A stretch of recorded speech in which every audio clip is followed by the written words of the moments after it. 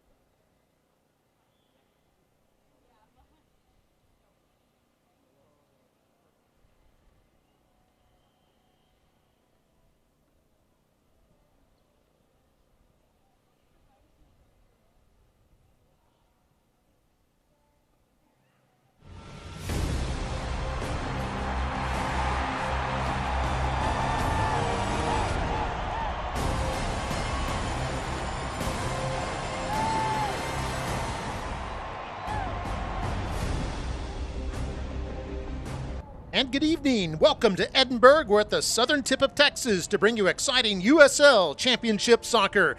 Tonight, the Rio Grande Valley Toros host Orange County SC. Glad to have you with us. I'm Mark May with Brian Smith coming to you from beautiful HEB Park on ESPN+. And Brian, who are our players to watch here tonight? Starting with the visiting Orange County side, look no further than Milan Iloski. He has been nothing short of just everything for this attack in Orange County. 7 goals on the year. That leads the team. 3 assists. That also leads the team. But more than that, here's what he means to the USL. His 53 shots on the season, that leads all competitors in the USL. As goes Iloski, so goes this offensive attack in Orange County. On the other side, for the Toros of Rio Grande Valley, how about Taylor Davila? Call him Taylor the Creator. 3 goals, 3 assists, 24 shots. He leads the team with 38 chances created, and no better than last time out. In the 96th minute, he gave them that equalizer to go with a draw against top-sided Sacramento out of the West. So Tyler finds a way to be big when they need it, and Taylor Davila could be their key to success here in a rematch with Orange County. And both these teams come in red hot. Orange County on a 3-game win streak. The Toros unbeaten in their last 5 games, their longest such streak since 2019. Both of these teams just moments away from kickoff here at HEB Park. We'll take a break, be back with the starting lineups in just a moment. You're watching USL Championship Soccer on ESPN+. At HEB, we're inspired by Mexico. The colors, the flavors, and aromas. And we want to share them with you. So we created the HEB Mi Tienda family of products with authentic Mexican flavors. From savory marinated meats, frijoles and queso, to tamales, soft drinks, and more. HEB Mi Tienda brings you the traditional flavors you love. One more reason here, everything's better. Why choose Lone Star National Bank for your business? Because no other bank does more to support local businesses. In fact, we are the #1 lender in the Valley to small businesses. We put money to work here in our community. That helps our local businesses grow. Creating more jobs. And more opportunities for all of us. Working together. Together. We do what the little banks can't and the big banks won't. Lone Star National Bank, the Valley's bank. When it comes to our familia, we all have our own flavor and expression. At Tequila de Corralejo, we believe sharing our individuality is what makes gathering together so fun. Here's to those who stand tall and share their passion. Espinos Tires on FAR 83 has been serving the Valley for over 30 years. We offer a wide assortment of tires, wheels, and auto parts. Let us build your dream vehicle with only $49 down. No credit required. Did you know when you bank with Lone Star National Bank, you're investing in your community? By creating jobs that stimulate our local economy, creating success that we share with our community. In fact, Lone Star National Bank donates more money and more volunteers to more causes than all other area banks combined. We do what the little banks can't, and the big banks won't. Lone Star National Bank, the Valley's bank. Welcome back to HEB Park. Time for our starting lineups. Brian? On with our key players in this match. Take a look at the starters here for Orange County. I mentioned the focus is on Iloski, but look at their focus now. A little more spread out in their attack with the 4-4-3. Captain in this one is going to be number 30, Marcus Nacum. 26-year-old captain is going to help keep this team focused as they look to build that attack around Iloski. On the other side, for the Toros of Rio Grande Valley, supporting Taylor Davila, much more defensively focused look here for Rio Grande Valley. It has been the case over their current 5-game unbeaten streak. In the backside, Ricketts, Pimentel, Akwe, Retendale, Nodarse. Two forwards in this one for Rio Grande Valley are Cristiano Francois and Christian Pinzon. Here's what those lineups need to do to be successful. Take a look at our keys to this matchup. For Rio Grande Valley, they cannot allow space for this dangerous attack of Orange County to develop. They know this quite well, as they were burned for 2 goals in the month of June in a 2-0 loss to Orange County. Keep those numbers forward. Do not allow those wide open spaces to get that Orange County attack started. On the other side for Orange County, they've got to use their height, and they have quite a bit of it, in combination with their speed to find some advantages in getting up and down the field. The wider this Orange County attack can be, the more pressure they'll put on that back line defense from Rio Grande Valley, and that could be exactly what they need to do to get a series sweep on this season. Yeah, the all-time series between these two. This is the 12th meeting. Orange County leading 6-5 with 1 draw. They have split 5 meetings here at HEB Park, each team with 2 wins and a draw. And we are now underway officially here at HEB Park. It's the Toros in the orange with the black shorts. Orange County wearing all black kits here this evening. And as you mentioned, Brian, these two teams meeting in the first week of June, a 2-0 victory for Orange County in Irvine, California. And I think Orange County got off the gates real quickly in that one. 2 goals in the first 15 minutes. Yeah, they struck with lightning speed, and then that allowed them to really kind of lay back and control the pace of the midfield. Rio Grande Valley had a hard time just finding their footing offensively after those 2 quick strikes for Orange County. That might have left a little bit of a bad taste in the mouth of the Toros, because they've yet to drop a match since losing 2-0 to Orange County. Yeah, they've gone 2 wins with 3 draws over their last 5, picking up 9 points in 5 games. Certainly better than their previous performance with 3 straight losses right before that. Here's Wahab Akwe chasing this one down, and he'll kick that one out of play. Yeah, that match back in June for Orange County was Milan Iloski, the man we mentioned as our player to watch, and also Correde Osundina scored goals for Orange County in that one. And Colin Shuttler getting the shutout. He's got 5 clean sheets this year. Tyler Derrick for the Toros has 4 clean sheets, so 2 top quality keepers going head-to-head here this evening. Orange County with control here. Ball played forward by Seth Kasipley, midfielder. No room there on the right side. They'll center the ball and try on the left, or they've got some space here. Dogman controls this one. Tried to send it into the box, but it was blocked in front by the Toros. Now the Toros trying to do something with their possession. There's Taylor Davila right there, the man who scored the game-tying goal against Sacramento. Sacramento, one of the toughest defenses in the league. Hardest team to score on, and scoring on them in Sacramento made it even more impressive. 1-1 draw last week. Just a sign of the progress that this Toros lineup has had over their last 5 matches. The Toros team that's been getting a tremendous number of shots on the year. What they hadn't been able to do is find the back of the net, but a couple of key players back in the lineup now.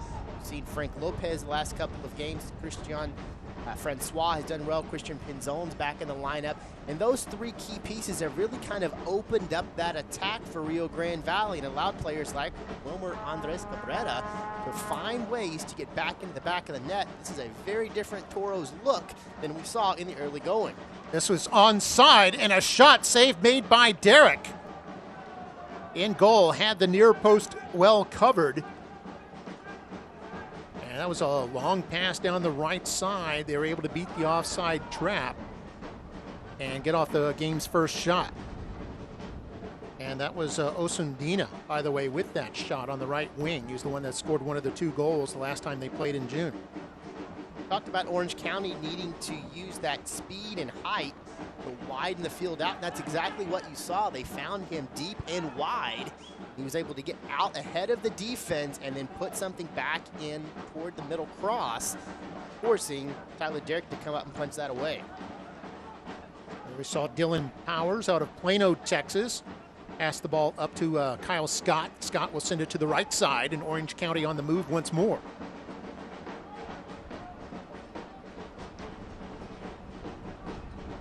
They'll send it ahead once more to Osundina, trying to get to that. It'll go out of play, and this will be a goal kick. But already early on, we've seen a couple of opportunities there on that right wing for Orange County. And looks like Orange County really wants to try to challenge Frank Nodarce one-on-one there with Osundina. They're not afraid to send it deep and allow that speed to match up there with Nodarce. Nodarce is the tallest defender Rio Grande Valley can put out there at 6'2". But does he have the speed to keep up with a streaking Osundina? Osundina, only 19 years old. Obviously with a lot of speed. You see over there, he's from Naperville, Illinois. Throw in here for Orange County. It's the only game in town here tonight. This game was originally scheduled for last night, one of 10 games on the USL Championship schedule, and due to some travel issues experienced by Orange County, they delayed the kickoff to tonight. So it's the only game in town in the USL Championship. Center back, Powers. Can also play in the midfield, but playing at the center back spot here tonight. It's also on the back line last week in a 3-1 win over Monterey Bay. 3rd straight win for Orange County. And here's a pass into the box, trying to get a shot there. That looked like Dogman, but unable to get on top of it before Derek had saved it, but they are going to call offside here. Big heads-up play here for Tyler Derrick, though. Look how well placed this is, and Derrick comes out, sacrifices his body to make sure he gets on top of that. You cannot wait for the whistle to blow. You do so, you may find yourself looking down 1-0. Derrick comes in, makes the smart play as the whistle is blown. It's a great job there by Dogman to chest that down. It's a little bit heavy touch, and Derrick was able to take advantage of it. The offside flag had come up. 7th minute now, and Orange County's had a couple of good opportunities early on. Now here's one brewing for the Toros. This is Francois. He's got some speed, moving into open space a little bit, then has it kicked away from him by Marcus Nakim. team, probably the best defender, and a long shot trying to catch Derek out of goal. Goes well over the bar. That was a heads-up play there by the Orange County midfield. That's Lasky stepping forward and seeing he's got a little bit of room at the top of the net to try to chip that over Tyler Derrick. A little too much on it, though, as it carries high. This Orange County side showing they are not afraid to go after Tyler Derrick and these Toros in a quick manner. We saw a heavy touch there by Pinzon, and the ball kicked back to the keeper, Shuttler. Free kick awarded here to Orange County. First whistle of the game. See it again, the trip. Osandina picking up that foul.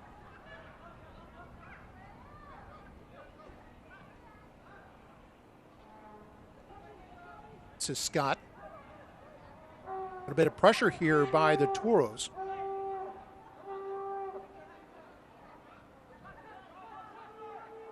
You know, something I noticed, Brian, was the Toros in their possession.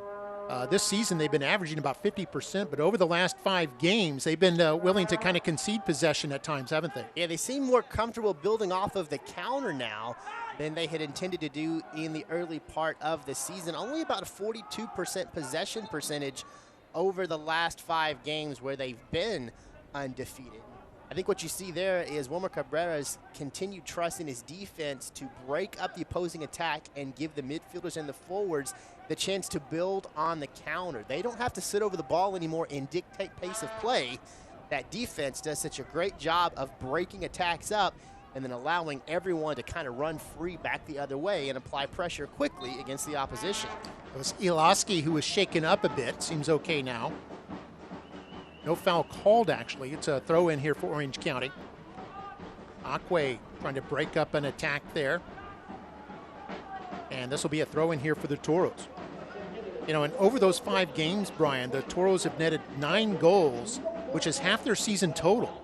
Just in the last 5 games where they've kind of taken that different approach offensively. Averaging about 13 shots per game during that streak as well, which is about a shot and a half over their season average. Another shot from outside the box goes over the crossbar.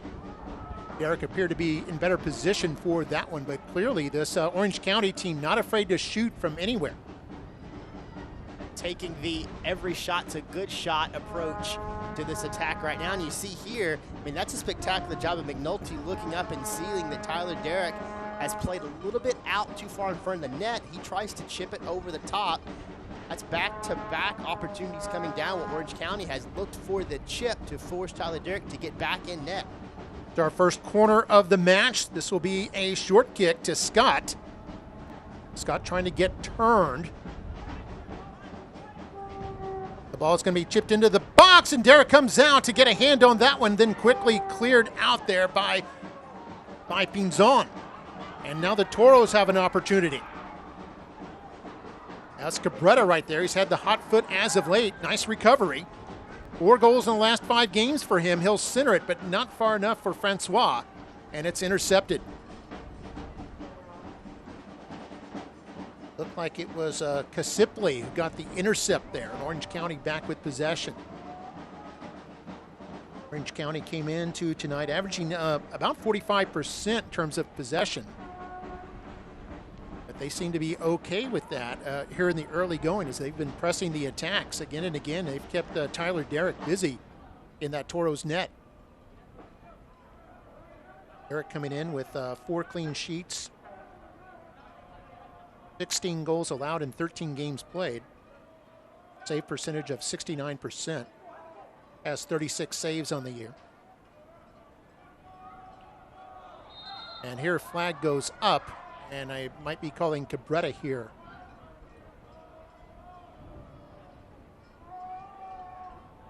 This will be a free kick here for the visitors. Shuttler, the keeper there for Orange County, has played pretty well as of late. He has clean sheets in 2 of his last 3 outings. Had a 240-minute shutout streak ended by Monterey Bay last week. fact, Orange County fell behind 1-0 in that game in the first half. Came back with 3 second-half goals, 2 of those by Tomas Amang, who came off the bench. Had one from the field and one that was a penalty kick. And then defender Owen Lamb also added a goal, a 3-1 victory.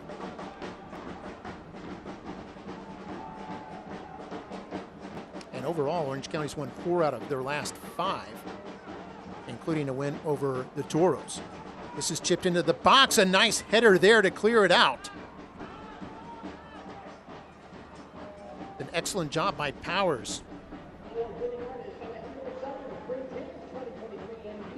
Going for the Toros once more.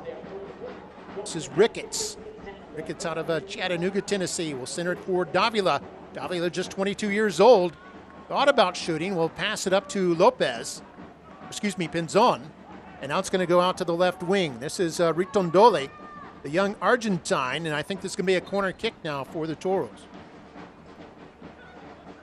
Great job of staying in front of that attack by Orange County. The Toros were sending it in the middle and pushing it back out to the wings. Orange County did not over-pursue there. Sometimes you can get a little too stretched out trying to apply pressure. Did a really nice job of keeping their numbers back, staying in front of the attack. Right there, you see Retendale tries to curve that one in, but ends up being deflected out off of Partida. Orange County will face a corner here. So first corner for the Toros. No score here in the first half at HEB Park. Cabrera sends it in, headed out by the defense. Pinzon was trying to get control, claims he's fouled. The play will continue as Scott moves in one-on-one here against Ritondole. Ritondole trying to delay him a little bit, and Akwe is able to sweep in, kick the ball clear, but there looks like there'll be a free kick awarded to Orange County. Like a yellow as well. Handed out here. I think that's going to go against Retendale. He's trying to play through the body of Scott right here, and they just get wrapped up. Easy yellow card to pull there if you're the keeper. Anytime you are applying a lot of physical pressure to an attacking player and you are the one that ends up bringing that contact to it, you'll draw a yellow card. Unsportsmanlike for not allowing the attack to develop and you physically ending the attack with that body-to-body contact. Looked like Scott might have been arguing for a red card as Ritondale was the last man back.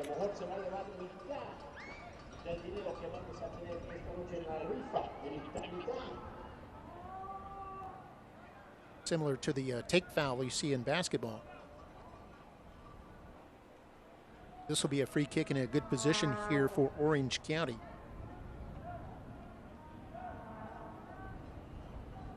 Looks like Marcus Nakim is wearing the captain's armband tonight, taking this one.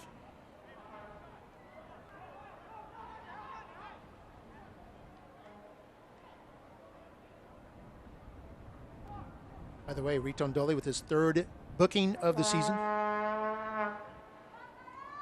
Team who's from Norway, by the way. 3-man wall in front of him. Hakeem has the most shots of any defender on Orange County. But he can certainly put that ball on frame. This bit high is going to go well over the bar. Hakeem did the best he could with what he had there. That was kind of a no man's land area to take that strike. You're too far out to really put a nice challenge on the net, but you're too far in to try to develop something in the box. Takes a hack at it, flips that one just a little bit high. So a nice back healer by Cabrera. Here's Davila moving into the open area. Tried to center the ball. That was Ricketts, actually. Ricketts with another opportunity. This one's headed down by the defense and cleared out by Orange County. That was Ricketts, number 2, who moved in there and seemed to have a shot but elected to center the ball, giving Orange County kind of an opportunity to eventually clear it. Trying to get it to Francois there. Now Ritondole gives it a shot. It bounces off the winger, Osundina, and goes out of play. This is what we've seen from Rio Grande Valley when they're at their best. It's building on the counter. That was just the Toros off to the races. You saw a quick attack came from Orange County off of that foul. Goes out, and Tyler Derrick just sends it long. The Toros in a foot race toward the box. Davila trying to move forward, but Cabrera unable to get the ball to him. Instead picks up a foul. Dylan Powers got a little aggressive there, got under the feet of Cabrera, causes him to slide down. Yeah, and Cabrera's become pretty good at that, hasn't he? Picking up those fouls and free kicks for his club. Yeah, perhaps learning a little bit from his teammate Ricky Ruiz there. Establishes position, forces the defender to play his body, and in doing so, you put yourself in a really good position to draw fouls and most certainly draw contact. Yeah, both he and Ruiz have lead the team with 42 fouls won. This will be Cabrera to take this into the box. It's headed out by Orange County. That was Powers. Excuse me, it was Nakeem. And then an attempted cross from distance toward the far post will go out of play.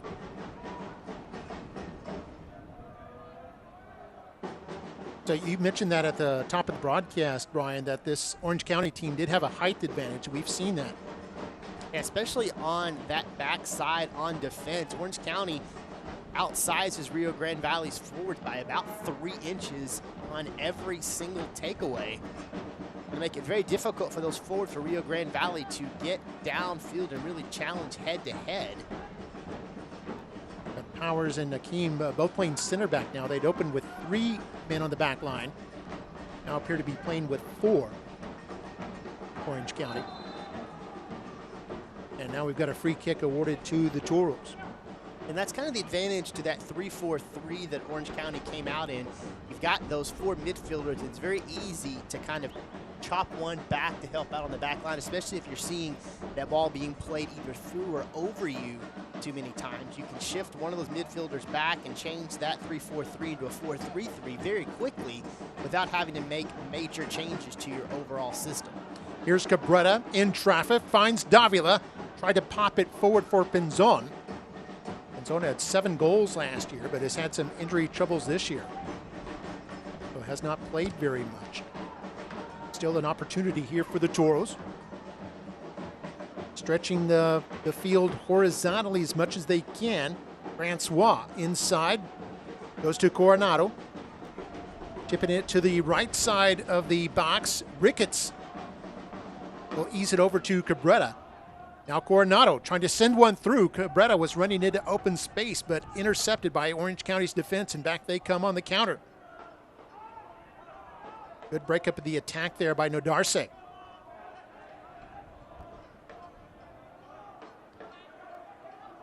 Here's Davila.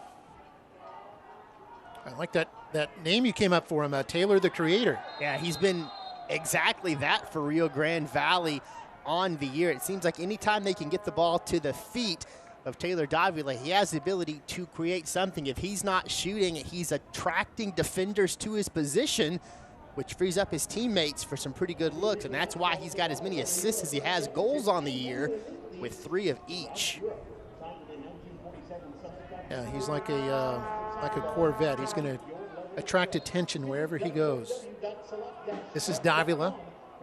Kind of miscommunication there. Sent it over the defense, but no one running into the open space. There'll be a goal kick here for Orange County. Almost halfway through the first half. No scores yet.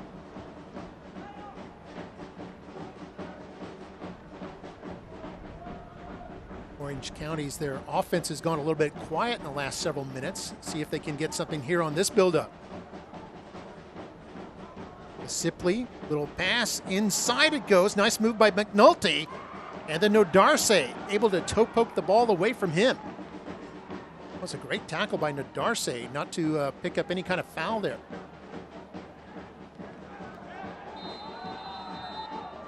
Now we've got a free kick being issued here, and this might be a booking.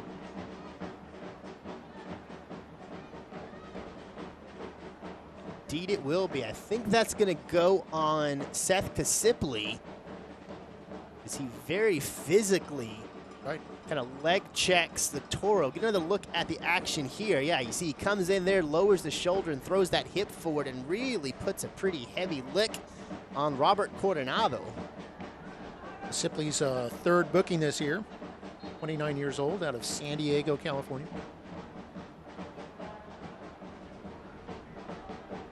Orange County, by the way, began as a team, as a club back in 1998.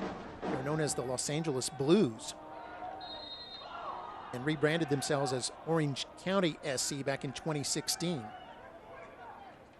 Have competed in the USL Championship since 2018. This is their 6th season in the USL Championship, which is also the same year that the Toros began, 2016. Looks like the official wants to have a couple of words there with Taylor Davila. He whistled him over to him twice after a small challenge from Davila after that foul was called. Each team with 4 fouls, by the way. In terms of shots, 4-1 in favor of Orange County. And this will be another free kick. Looks like Osundina. They've been shaken up a bit. Just 19 years old, forward.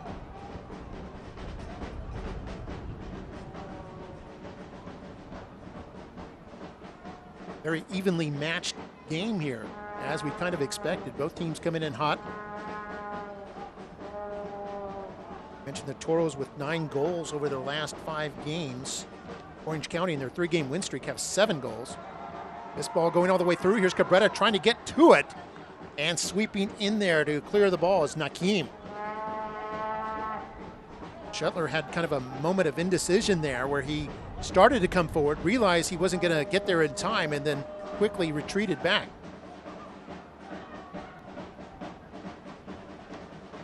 There's Coronado here. Is going to shift it to the left side. Didn't put enough on it, and Lamb is able to put that into safety. See Owen Lamb there had a goal last week against Monterey Bay, his first of the year. It's out of Santa Barbara, California. Akwe, who's from Ghana, finds Ricketts. Ricketts able to move through there. Cabrera with the 1 touch. Goes to the foot of Pinzon now. That middle very clogged. Shot from distance, and it's deflected wide. Almost there for the Toros. They almost got a gift as Shuttler had dived to his left and the ball deflecting back to his right. Defender stepped forward and applied a tremendous amount of pressure to that strike from Coronado. Shuttler had his eyes right on the foot of Coronado. He dives left, and the deflection right here put that eerily close, especially if you're Shuttler. Anytime you see the ball going the opposite direction of where you dove, your heart kind of stops for a second. Fortunately for Orange County, that does go wide left. As Coronado with the shot from about 23 yards out. Here's Cabrera with the corner kick. It's headed close to the net.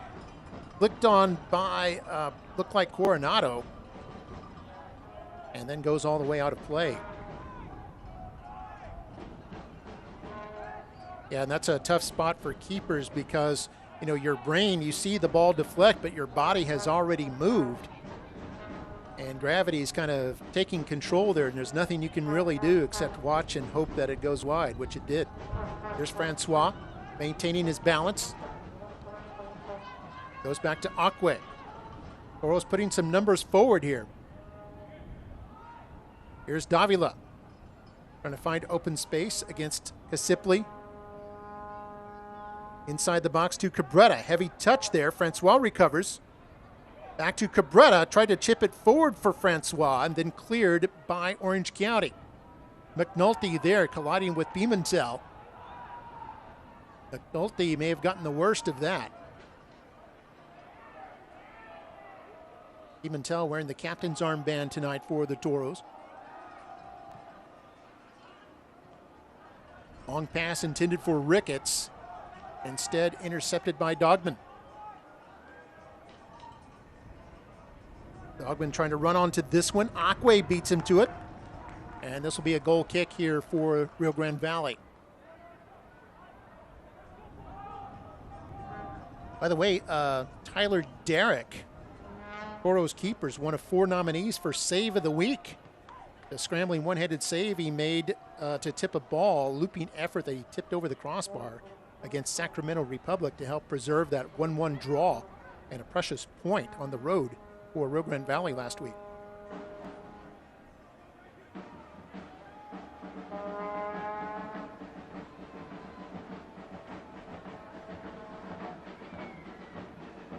In fact, the Toros have an interesting trifecta, Brian. They've got a save of the week candidate, and they've got a goal of the week candidate, and they also have at least one player on the team of the week, which we'll unveil at halftime. I don't remember them having all three of those in the same week before.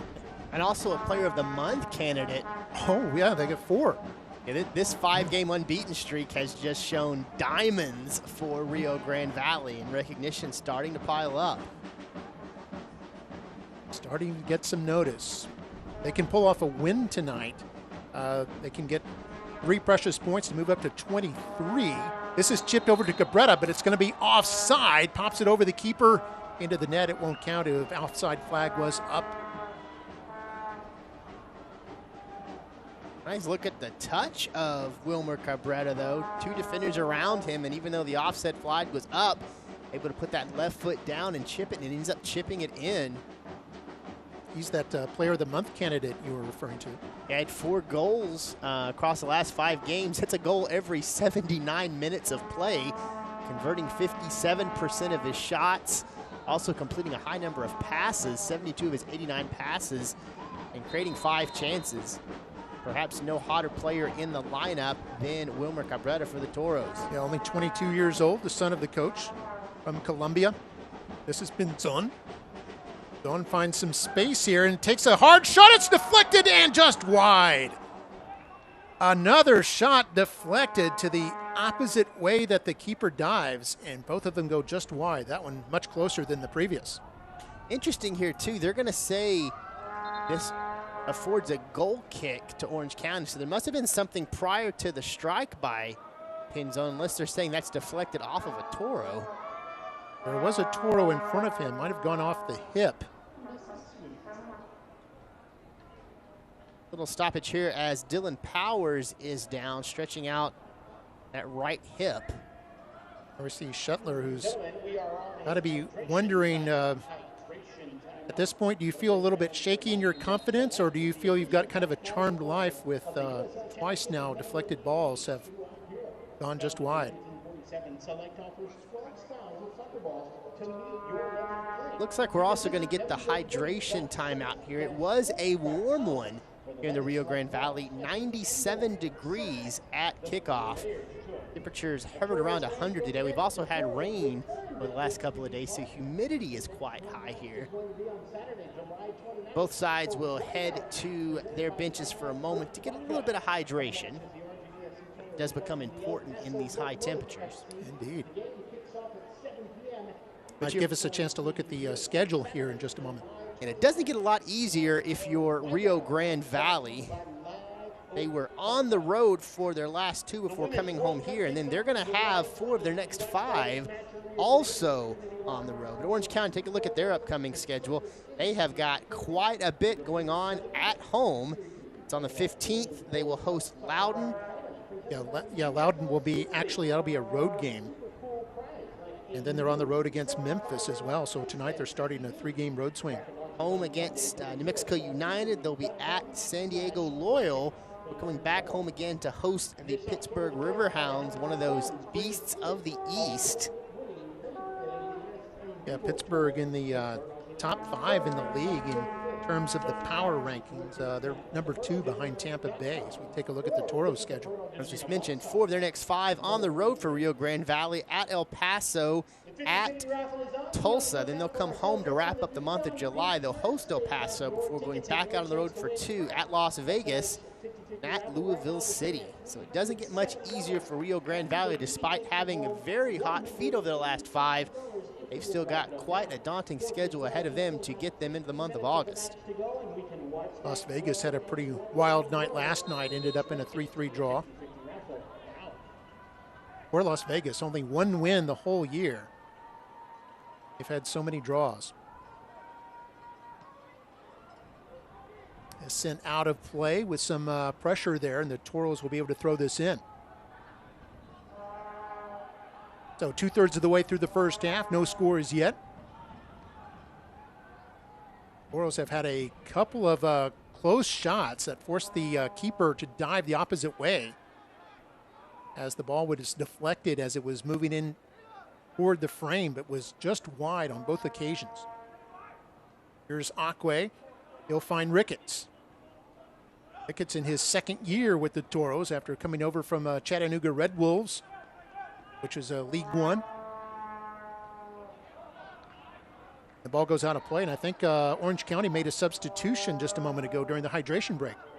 Yeah, number 8, Seth Caspiel steps out of this one. He'll be replaced by number 10, Brian Iloski, one of 2 Iloskis from Escondido, California on this Orange County roster.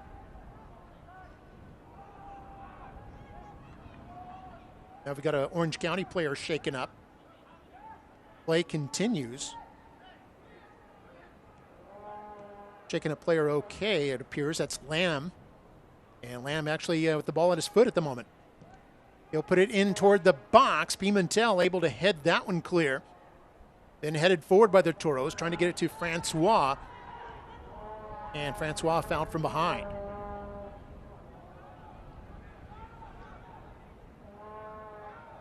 "33rd minute here at HEB Park. 2 evenly matched teams, both with a lot to gain here tonight. The Orange County entered with 22 points and a chance for them to move all the way up to 7th if they can get all 3 points here tonight and move into the top 8, which is your playoff bracket. Now, the Toros, they're at 20 points. If they move up to 23 with the win, they can vault past the Oakland Roots into 9th spot. Oakland Roots losing last night 3-0 to the Tampa Bay Rowdies.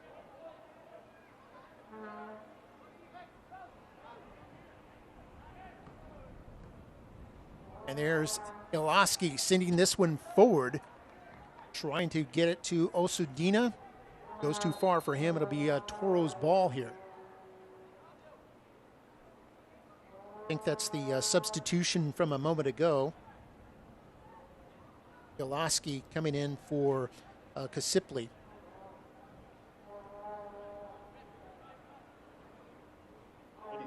Well, I thought they had already made this transition during the hydration break, but they're making it now. Good look at Iloski coming in. Kasipli had himself pretty strong 34 minutes to open this one. Found himself in a couple of pretty nice tussles in the midfield. Now he'll get a breather. As we mentioned previously, the other of the 2 Iloskis from Escondido, California, now out there on the pitch for Orange County. Running onto this is Pinzon. Ends up being headed back to Shuttler. The good defending there by Nakim.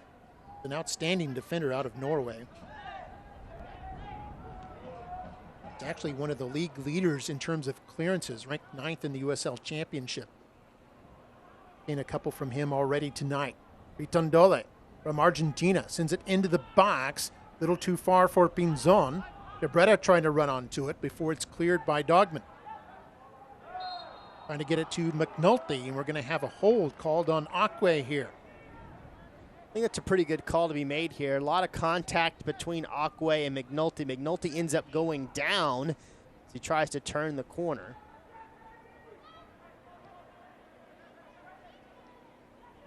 Lamb sends that one forward. Nadarce there to clear that one. Nadarce, who's out of Havana, Cuba, leads the team in interceptions with 33. Akwe second on the team with 26. Both of them have earned their keep there on those fullback spots at left and right side. This popped all the way back to Derek in the Toros goal.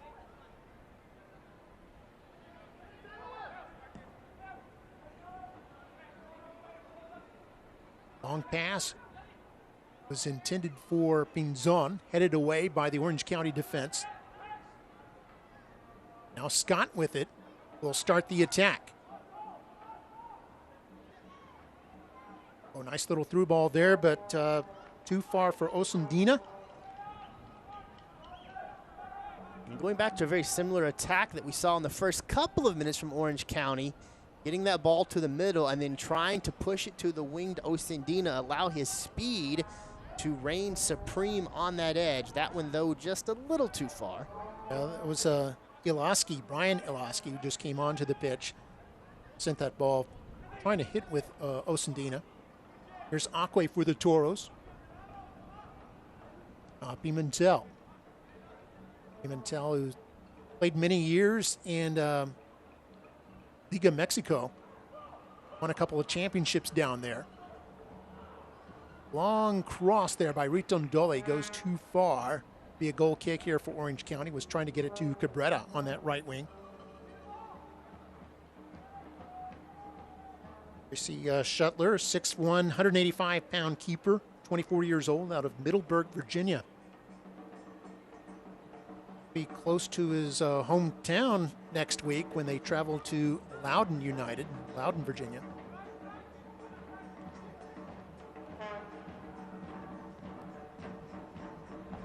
Long pass there by Partida. Going to go too far. This will be back to Derek. Now Pimentel, center back, will bring it up. McNulty trying to put on a little bit of pressure there.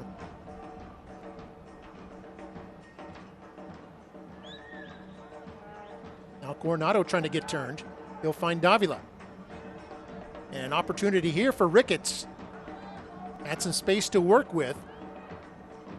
Toros on the buildup. They find Cabrera. Now Davila. Two hottest players for the Toros there, Cabrera and Davila. Here's Cabrera off the feed from Ricketts. Cabrera able to get turned. Will send this in, but it's intercepted and cleared out by Powers. After the initial interception there by Partida.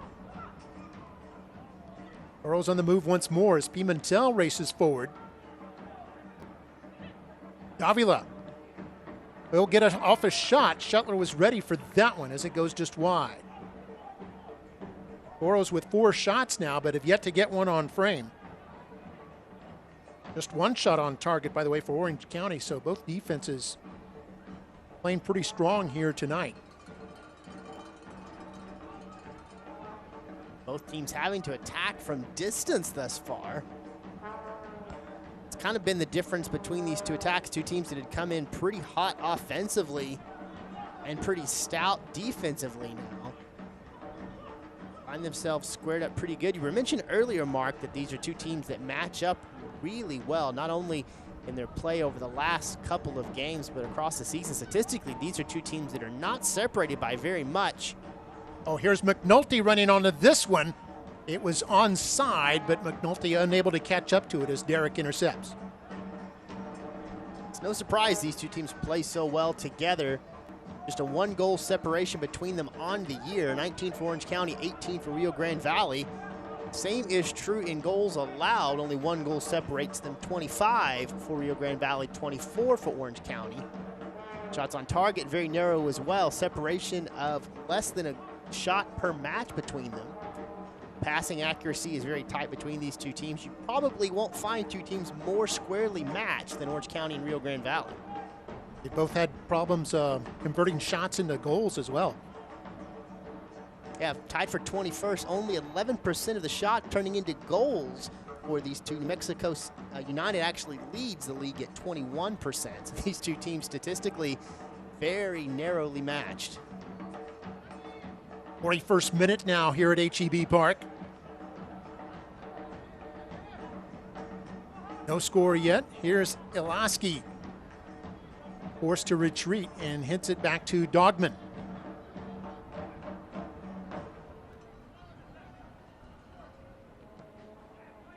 Ball knocked down, but goes to the foot of Scott. Orange County keep possession here.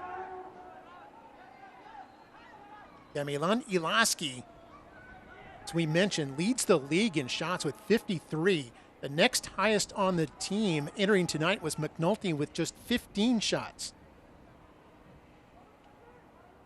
Ball definitely goes through the feet of Milan Ilaski on this team.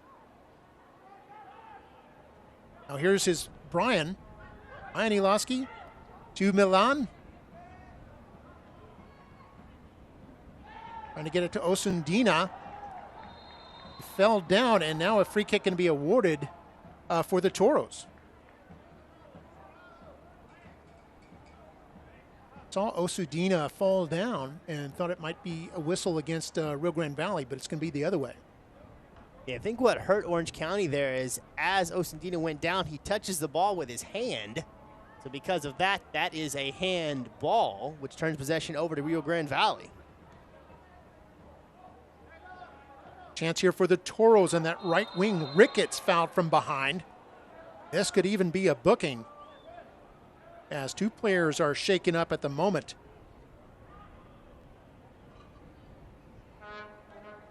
Ricketts for the Toros is down. Can't quite tell who that was for Orange County just yet, as it's right out of our field of vision on the near side of the pitch. I believe they're going to beckon the trainer out now to take a look at Ricketts. He took a very hard tumble. Orange County player involved in that one was Milan Iloski. He's getting a booking as well. He's no stranger to that. That's his 6th yellow on the year, which ties him for the team lead. Time with Partida. And you see why. That was a little bit of a reckless attack there from Iloski. Ricketts took possession of that and started moving forward. Plenty of space. Iloski closed quickly and just absolutely puts a lick on him.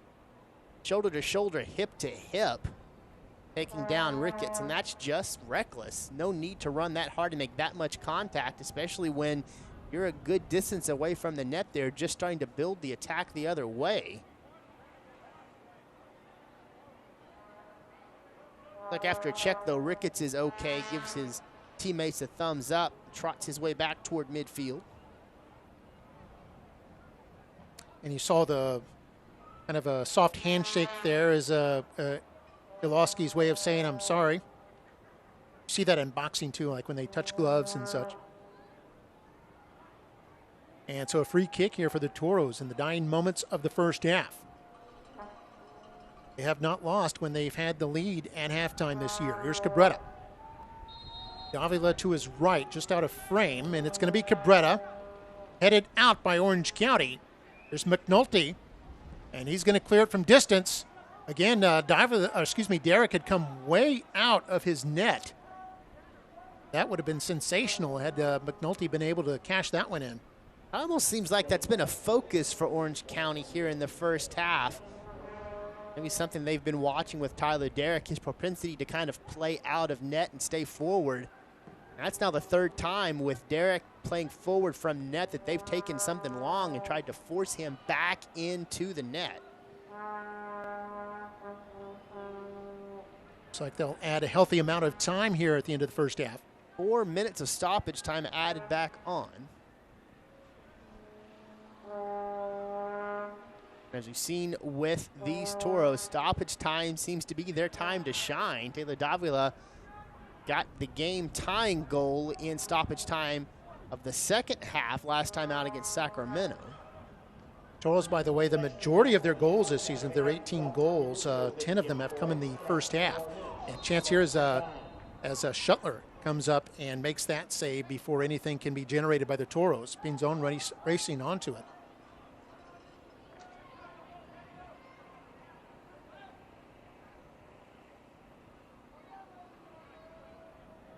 Hogman will pass this back.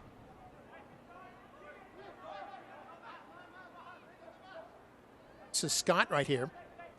Scott with some pressure by Cabrera.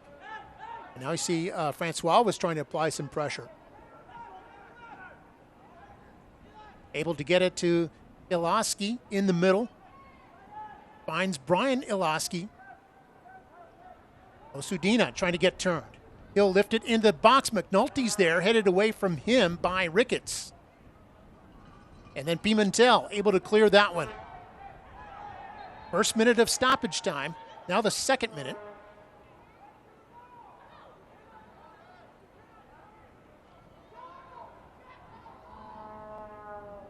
Had 9 fouls called on Orange County to 6 free kicks awarded to the Toros here in this first half. Akwe would bring this one up. Coronado unable to get turned and returns it to Akwe. He'll send it forward. This is onside for Cabrera. Powers beating him to the ball. And now they're going to say Cabrera tried to force his way around Powers in a free kick.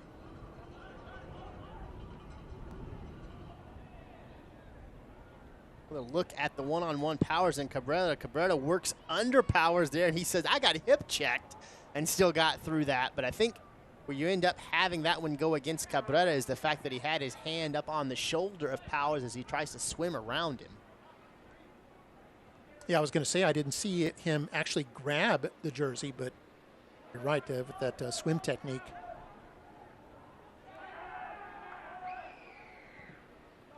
Third minute of stoppage now. Ricketts able to knock that one down, but it goes to the foot of Scott. Orange County on the move here. Looking to go one up before the break. Osudina. He's able to get turned.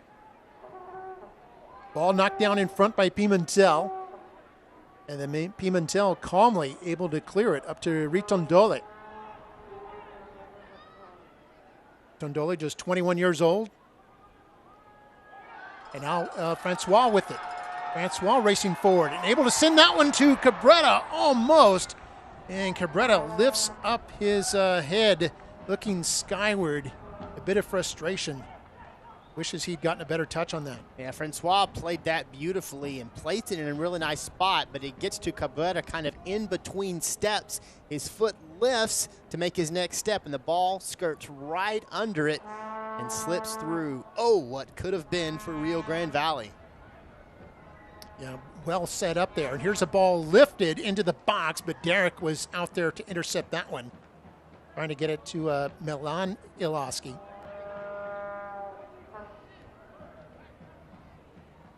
Now should be about 20 seconds left before halftime. Second meeting between Orange County and the Toros. Orange County winning the first time back in early June.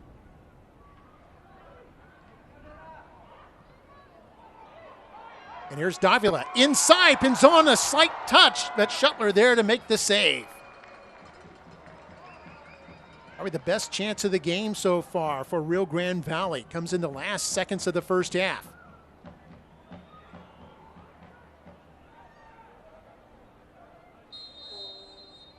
And that's going to do it. That's halftime here at HEB Park.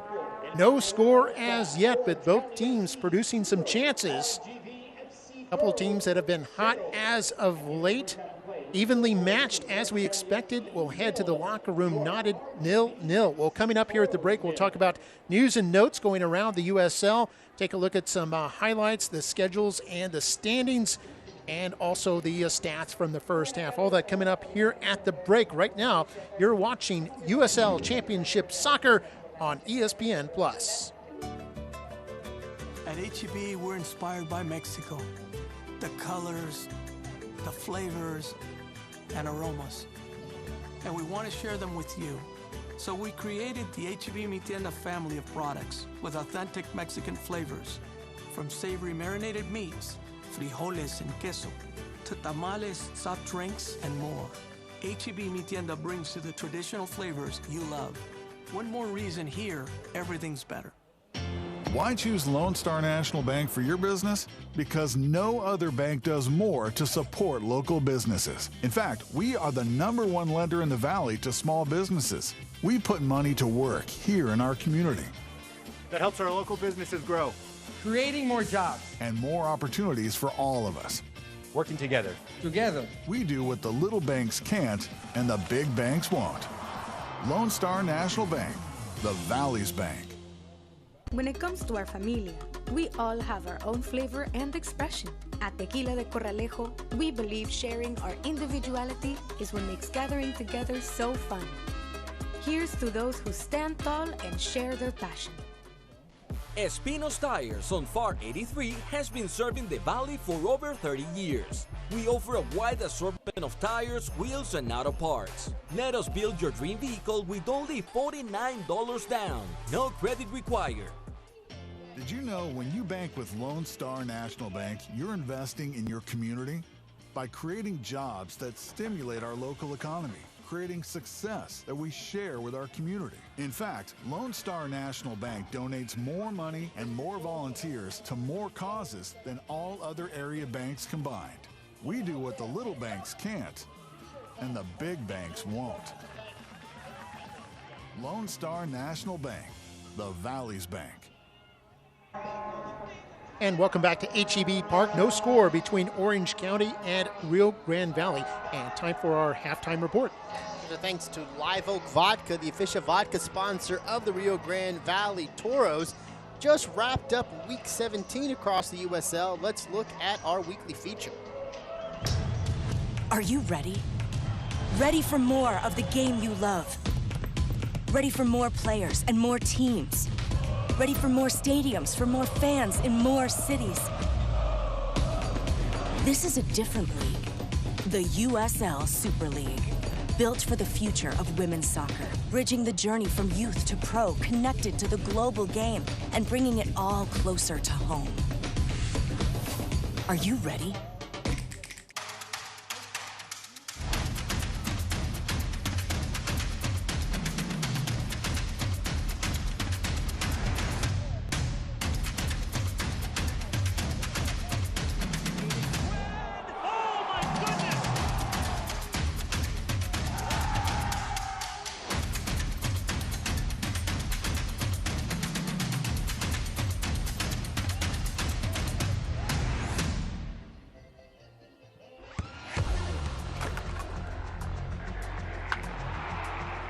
We all have goals.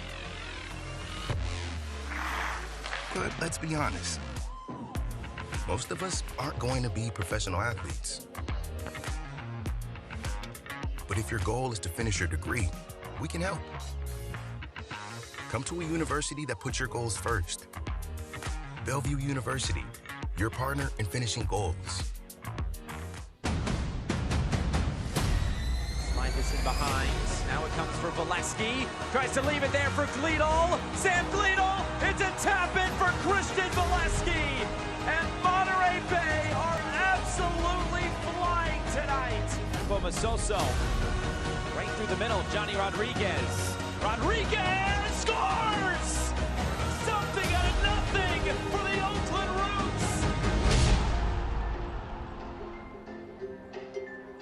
Take a look at your Week 17 Team of the Week recognitions. Player of the Week was quite a phenomenal performance. FC Tulsa's Philip Goodrum picks up Player of the Week after scoring 2 goals and assisting on a third in a 3-2 victory for his side against Detroit City. Quite a week for Goodrum in that one. 2 players to watch from that Team of the Week in Week 17, who may seem familiar to you if you're a fan of Orange County, as Owen Lamb scored his first goal for Orange County to give them their winner in a 3-1 victory against Monterey Bay. In that opportunity, he had 6 chances and completed 25 of his 30 passes in that matchup. Other player to watch, Tomas Among of Orange County came off the bench to score twice in that 3-1 victory against Monterey Bay, completing 6 of his passes in just limited time out there on the pitch and give them their first win after trailing at halftime in more than 2 years. Look at your bench recognitions for Week 17. Taylor Davila of Rio Grande Valley and Wilmer Cabrera both given recognitions for their performances on the week. Month of June was a big month in the USL, as we now have our Player of the Month nominees for the month of June, and a couple of names jump off the page on those nominations, one of which, Wilmer Cabrera of Rio Grande Valley. The 22-year-old had a breakout month, scoring 4 goals on a strike rate of a goal every 79 minutes, while converting 57% of his passes, allowing him to score on 5 chances created in the month of June. For Orange County, Milan Iloski, the 2022 Golden Boot winner, recorded 3 goals and an assist in 4 appearances, averaging a goal every 118 minutes for Orange County, notching scores on 7 chances created and helping lead his team back into the playoff picture in the West. 2 big nominees for Player of the Month in the month of June. A couple of things to keep an eye on across the USL at this point in the year. was a pretty big night for the Tampa Bay Rowdies last evening, as it was their final performance under head coach Neil Collins, who was the 2021 USL Championship Coach of the Year, as he's set to leave Tampa Bay and join English League One team Barnsley FC as they prepare for the start of their season next month. And Collins was nothing short of spectacular for Tampa Bay in his time leading that club. It was the last time out, and they had a big night against Oakland. 3-0 victory for the Rowdies, as he was appointed as the head coach of Tampa Bay back in 2018, and they've done nothing short of win under him. They have 99 wins in 176 opportunities, found themselves as one of the best teams in the USL across that stretch. And I think we've got the schedule starting with Orange County. Orange County, again, taking a look at what's coming up for them. They are back at home for their next one as they face off against Loudoun.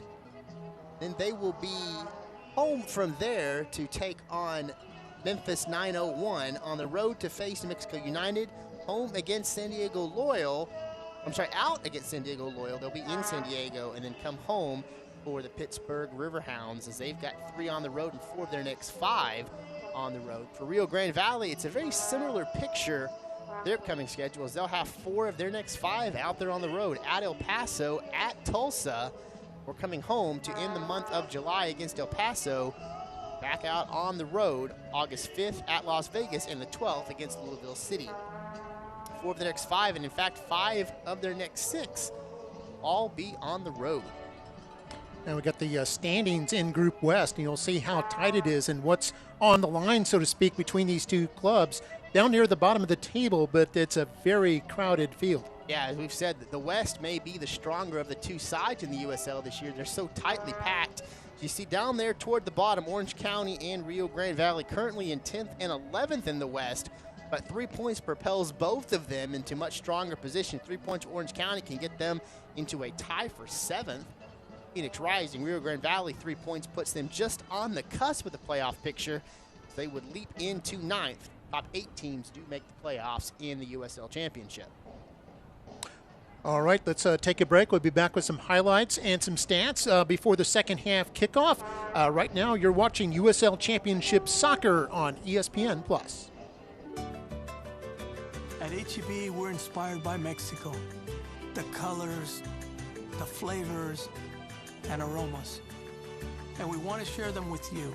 So we created the HEB Mi Tienda family of products with authentic Mexican flavors, from savory marinated meats, frijoles and queso, to tamales, soft drinks, and more. HEB Mi Tienda brings you the traditional flavors you love. One more reason here, everything's better. Why choose Lone Star National Bank for your business?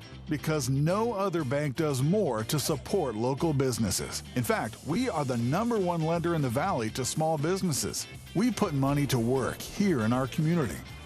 That helps our local businesses grow. Creating more jobs. And more opportunities for all of us. Working together. Together. We do what the little banks can't and the big banks won't. Lone Star National Bank, the Valley's bank. When it comes to our familia, we all have our own flavor and expression. At Tequila de Corralejo, we believe sharing our individuality is what makes gathering together so fun. Here's to those who stand tall and share their passion. Espinos Tires on FAR 83 has been serving the Valley for over 30 years. We offer a wide assortment of tires, wheels, and auto parts. Let us build your dream vehicle with only $49 down. No credit required. Did you know when you bank with Lone Star National Bank, you're investing in your community? By creating jobs that stimulate our local economy, creating success that we share with our community. In fact, Lone Star National Bank donates more money and more volunteers to more causes than all other area banks combined. We do what the little banks can't, and the big banks won't. Lone Star National Bank, the Valley's bank. And we're back, and time now for some highlights. By the first half, we saw action back and forth between Orange County and Rio Grande Valley. I think the difference we saw, though, in the first half, the two teams' ability to get out and race. Very early on, you see Orange County taking the long strike, forcing Tyler Derrick back into net. He had been moving forward and trying to apply some pressure from the backside. Another long chip you see coming here from Eloski of Orange County. Rio Grande Valley had some pretty early looks here. You see Taylor Davila tries to send one forward. Here's a nice strike from Christian Pinzon, deflected out wide left. Corner here for Wilmer Cabrera. A couple of heads placed on it there before it slowly trickles out. Pinzon lays that one up for Cabrera. Tries to chip it, but he was just offside despite the nice touch into the back of the net. Here's Pinzon once again, trying from distance. Slight deflection again here, pushes that one wide. Another look at that strike from Pinzon comes forward, and that did not miss by much. He had the keeper there, Shetler, trying to slide away from it. Taylor Davila has a moving strike here, just a little bit wide right. Christian Francois, nice touch looking for Wilmer Cabrera, but catches him in between steps. Slides through. Toros also find Christian Pinzon striking back in toward the net. Can't quite get the touch he wants. Opportunities galore. Nothing quite finds the back of the net in the first half here between Orange County and Rio Grande Valley. And looking at the stats, both teams with 5 shots overall in the first half, each with 1 on target. Corner kicks, the Toros had an edge there, 2-1. Fouls, 9 on Orange County, 7 on the Toros. 3 bookings in the first half. Ritondole for the Toros, and then a couple of players, Kasipli, who was later subbed off, and then Milan Ilaski picking up the other one. So, and each keeper with 1 save each, and that's where we are here at the half. No goals as yet, but both teams seem like they, inching a little bit closer, just the timing a little bit off each time, but both teams with some opportunities. We'll likely see more in the second half. And speaking of opportunities, quite a number of games in action last night across the USL. As we mentioned, this one the only matchup in the USL on this Sunday. But looking back to the action last night, San Diego Loyal picked up the 2-0 victory over Hartford. Helps them as they continue to climb up here in the West. Tulsa picks up the 1-0 victory over Indy 11. Pittsburgh and Sacramento Republic, the best of the West and the East, play to a 0-0 draw. Miami gets a 2-1 victory over Phoenix Rising. Tampa Rise, as we said, an emotional night for them as they pick up the 3-0 victory over Oakland Roots in their final game with Neil Collins as their head coach. Louisville City gets the 1-0 victory over Loudoun. Mexico United with the 1-0 victory over Detroit City. Monterey Bay and El Paso played to a 0-0 draw, and Las Vegas and Birmingham played to a 3-3 draw in what ended up being a very high-scoring offensive shootout. Here's what that means for the standings across the USL as it shook everything out, as we talked about earlier, and now Rio Grande Valley and Orange County find themselves needing some points to keep themselves tightly in the playoff picture. And we just saw a substitution for Orange County. They're going to take out Osudina and put in Ashish Chata, the midfielder. Osudina had himself quite a first half, racing down that far wing and applying some pressure here to Rio Grande Valley. Change now as they bring in Chata. That's now 2 substitutions for Orange County in this one. They have just 3 left here in the second half. Yeah, Chata out of Fremont, California, 23-year-old midfielder. Although they subbed off a forward, so we'll see if he plays further in a forward spot or not here as we start the second half at HEB Park. Orange County in black and the Toros in orange. Orange tops with the black shorts. By the way, the looking at the power rankings, top 5 teams, Tampa Bay, Pittsburgh, Sacramento, El Paso, and San Antonio. None of those teams lost this weekend. Although Pittsburgh, Sacramento, El Paso all ended in draws. These 2 teams, by the way, have kind of shot up the power rankings, haven't they? Yeah, Orange County finds themselves up 5. That brings them into the top 10. Rio Grande Valley knocking in that top 10, up 7 spots currently, sitting in 13th in the power rankings. Yeah, 7 spots. That's and those are 2 impressive wins. They had a 2-goal victory at Oakland, which is a team in the playoff bracket right now, and then against the top-flight Sacramento Republic, they were able to secure a 1-1 draw there. And that's a team that I think has only given up like 12 goals all year. They're far and away the toughest defense in the USL Championship. Detroit City, surprisingly, up there is very strong as well in terms of defense, but they've had offensive woes and thus are at the bottom of the standings.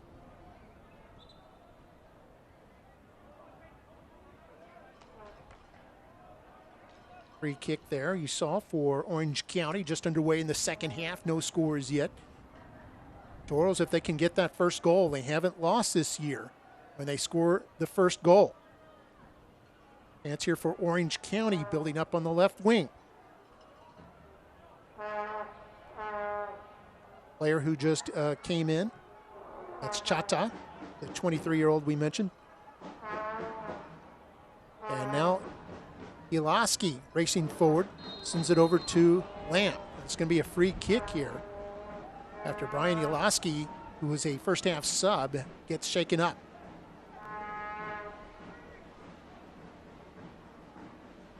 Frank Nodarce, who has continued to work himself into the starting lineup for Rio Grande Valley as being such a sure-footed defender, established position there, and then as Ilaski tries to move around him, he doesn't give up any space. It sends Ilaski kind of flying. That was right in front of the official. Very easy whistle for him to blow there. See, Nodarce puts his hand out and says, I didn't really do anything. I just stood there. It so happened that Ilaski got the worst of that contact. Three-man wall here for the Toros.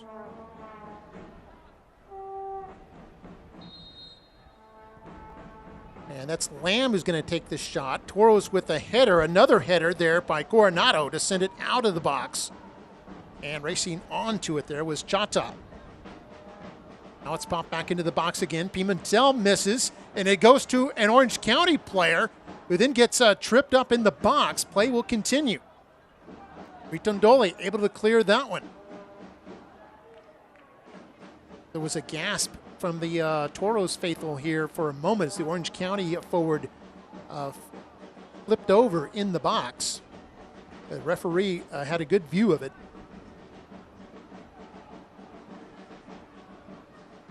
Powers to Chata. Chata looking like he's playing more of the midfield spot rather than a forward spot. Chata. Oh, kind of an awkward touch there by Partida. Toros able to break this up. Orange County forced to retreat all the way to their back line. Start the attack once more. Chata. Now's Lamb with it. Chance here for Brian Ilaski. Chata sends it into the box. A Toro got a piece of it. And another Toro able to clear that one. That was Ricketts who cleared it. This is Lamb moving in into the box. Little give and go. Shot save made by Davila. Ilaski trying to bring it down to his foot. Derek has gotten his balance back. And now from the top of the box, it's blocked in front by Nodarce. Two close calls there. Orange County still looking to cash in as Chata wins a corner kick here off the foot of Ritondoli. Oh, what a sequence. That was time to hold your breath if you're on the defense for Rio Grande Valley. Tyler Derrick sliding back and forth like a figure skater, just trying to stay in front of that attack. Ended up having to punch that one away. And for all the opportunities that didn't develop for Orange County in the first half, they came in waves here to open the second. Second corner of the match here for Orange County. It'll be Brian Ilaski to take the corner. Both Ilaskis on the pitch. Brian sends it in. This is headed out by Coronado, or excuse me, Benzon, who was guarding that near post. Another build-up here for Orange County. They've been pressing here at the start of the second half, just like they did at the start of the first half. Then kind of yielded the momentum to the Toros as the half wore on. It's probably a talking point during the break. Here's a chance for Scott. Oh, able to evade 2 markers. And now Iloski will center it, and it's a header just over the bar. Wow, from inside the 6-yard box, Orange County with a golden opportunity. Chata coming very close. Again, that attack for Orange County has been razor sharp here in the second half. Tyler Derrick had a pretty good look at what was a very close opportunity there for Chata. Orange County is spectacular to open the second half. They were the aggressors in the first before Rio Grande Valley found their footing. Second half looks to be all Orange County in the early going. That was a beautiful cross there by Iloski as well. Toros with the throw in. Benzon trying to get turned. Still go to the middle. That's Davila there. Will fire it to the right side. First time the Toros have had it on the Orange County end of the pitch. I think there's going to be a corner kick here for Rio Grande Valley. Little pinball effect as the Toros try to bring that one forward. Ends up deflecting off of the close legs there of Orange County. Like Davila will get a chance to make this set piece into something for Rio Grande Valley.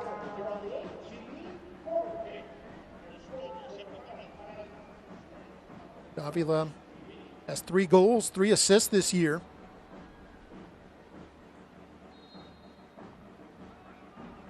Just 22 years old.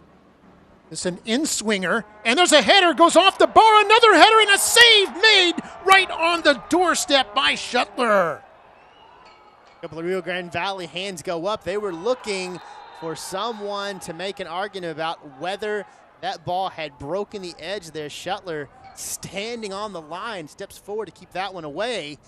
But then a quick counter develops here for Orange County. You see Scott goes down.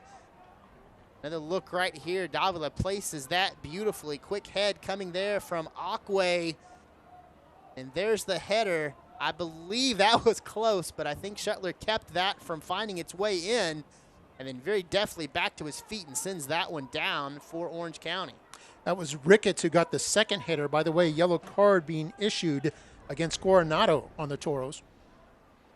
So each team has 2 players who have been booked. And Shuttler played it well, too. I mean, keepers are taught.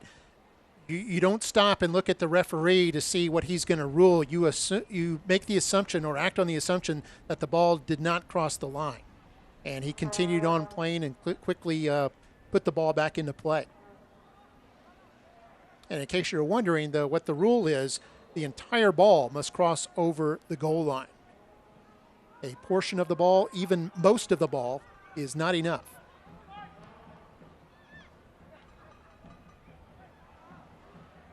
Chata racing back onto this one. Forced to play it back to his keeper. Shuttler is getting quickly pressured.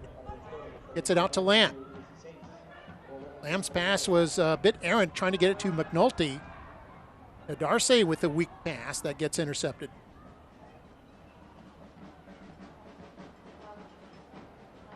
Iloski to the left side. They lose control. Or last touch by a Toro, actually, so throw in here for Orange County. This is the first of 3 consecutive games on the road for Orange County. They'll go to Virginia next week to face Loudoun United, and then they'll go to Tennessee to take on Memphis 901. Quick substitution here for Rio Grande Valley. Cristiano Francois is going to get a breather. Frank Lopez comes in now. 5'9" forward out of Cuba. He's got 2 goals, 2 assists on the season. It's been a real shot in the arm offensively to Rio Grande Valley since coming back from injury. Been a second half substitution for most of this season. See him now in a little more than 35 minutes left of action.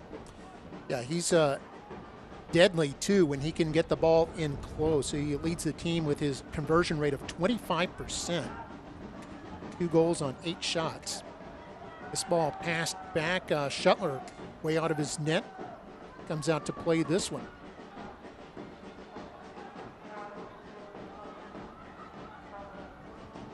Shuttler with 5 clean sheets is 7th in the league in terms of clean sheets. and came into this game with only 22 saves, even though he's played most of the matches for Orange County this year. But Orange County, a team that is good at preventing shots on target. Toros have just 2 so far tonight. Both teams, in fact, with 2 shots on target.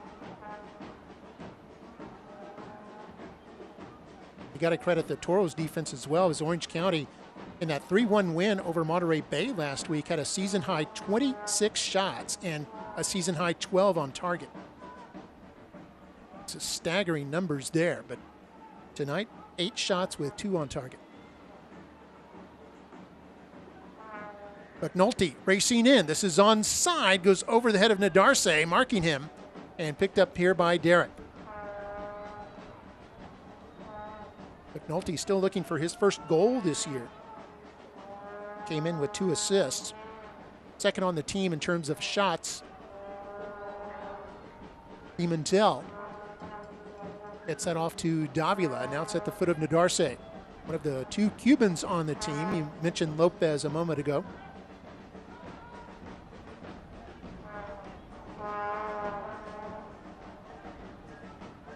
There's Akwe now.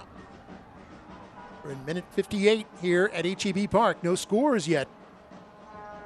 And both teams have had 2 very close calls here in the early going of this second half. Both involving headers, in fact.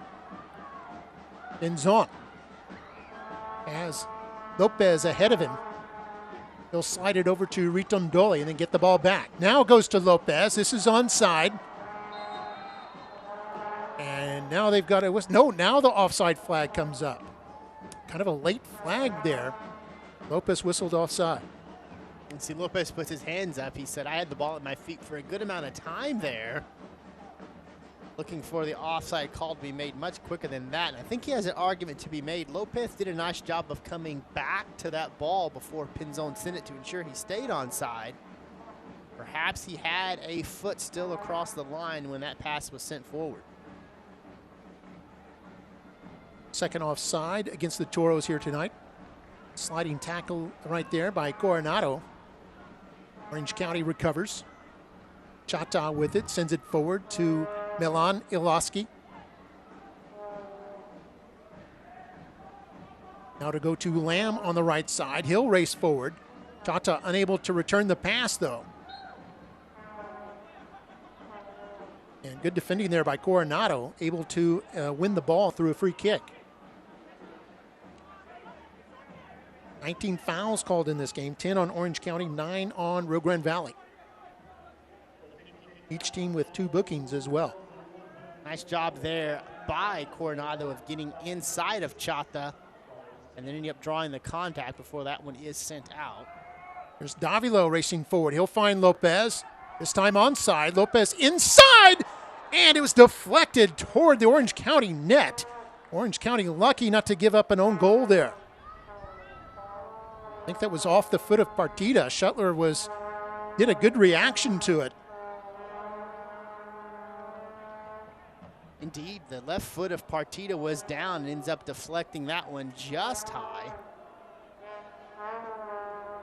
Goes out for a corner kick here. This will be the 4th of the game for Rio Grande Valley. Cabrera to take this one. Sends this one an in-swinger headed out there by Orange County's defense. And Coronado will race onto this one.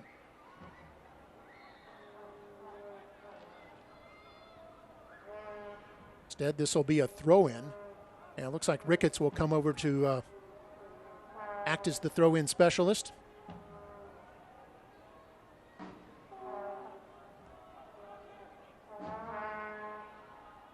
Ricketts trying to race forward onto this, is bumped off the ball, and it's going to go out for a goal kick. You know, there's a little bit of, I would think if there's pressure tonight on either of these teams, and of course there's pressure on both being outside the playoff bracket, there's got to be more on the Toros because they don't have too many home games coming up. No, and the road has not always been friendly to Rio Grande Valley, although in the early going this season, it seemed like the place where they had their strongest footing. When you're playing on your opponent's home pitch, it's very difficult to get the momentum on your side, and the Toros right now need all the momentum they can get They want to find their way into the playoff picture. A win tonight, as we said, puts them in a much better position. A draw does help. Don't want to leave anything to chance. Leaving points on the pitch, it's not the key to finding yourself in the USL Championship playoffs. Lamb pushes it ahead to Partida, and then his center ball goes off the foot of Nodarse. It'll be a corner kick here for the visitors. Of course, that being said, both these teams have quite a few road games ahead of them coming up on their schedules. Love to see your team go away with 3 points here and put yourself in a much more comfortable position to find your way back into that playoff picture. Toros in the playoffs the last 2 seasons. Orange County didn't make it last year. It's headed by the defense. Derek coming after this one. Now out of his box. Kind of in a spot of bother there, and plays it out and surrenders a throw-in. Yeah, he realized that he'd come so far out he could not. It's going to be a corner, actually. And Iloski, Derek comes out and nabs that one. And he'll quickly start the counter before Orange County can hustle back. And here's Frank Lopez racing onto it. It's got Cabrera inside the box right now. Lopez can beat the 2 markers on him. And I think I thought he won a corner there, but it's going to be goal kick. I was going to say a moment ago about Derek. He realized that he had come so far out, he couldn't really retreat at that point, and kept his head and continued to play the ball before kicking it out for a corner.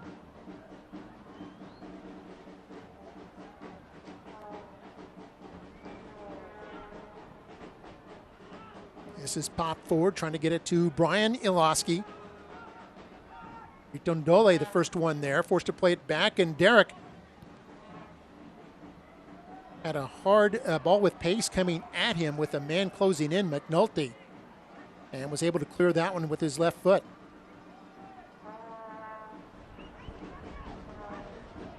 Now Orange County throw in here in minute 64 at HEB Park.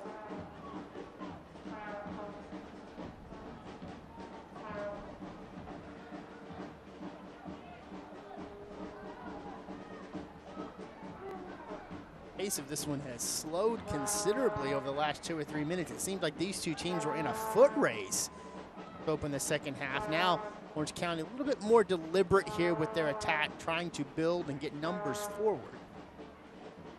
Orange County, by the way, during their 3-match win streak, has scored 7 goals on 49 shots, averaging about 16 shots during that span. They have about half that total right now.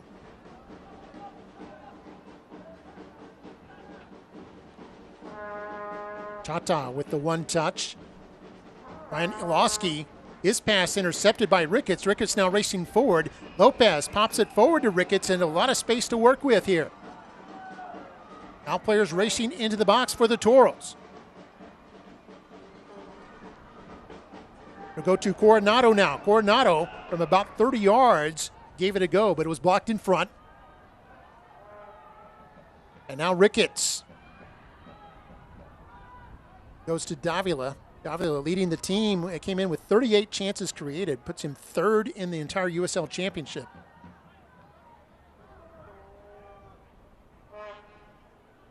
Moving into open space there, Spinzon, and his shot over the bar.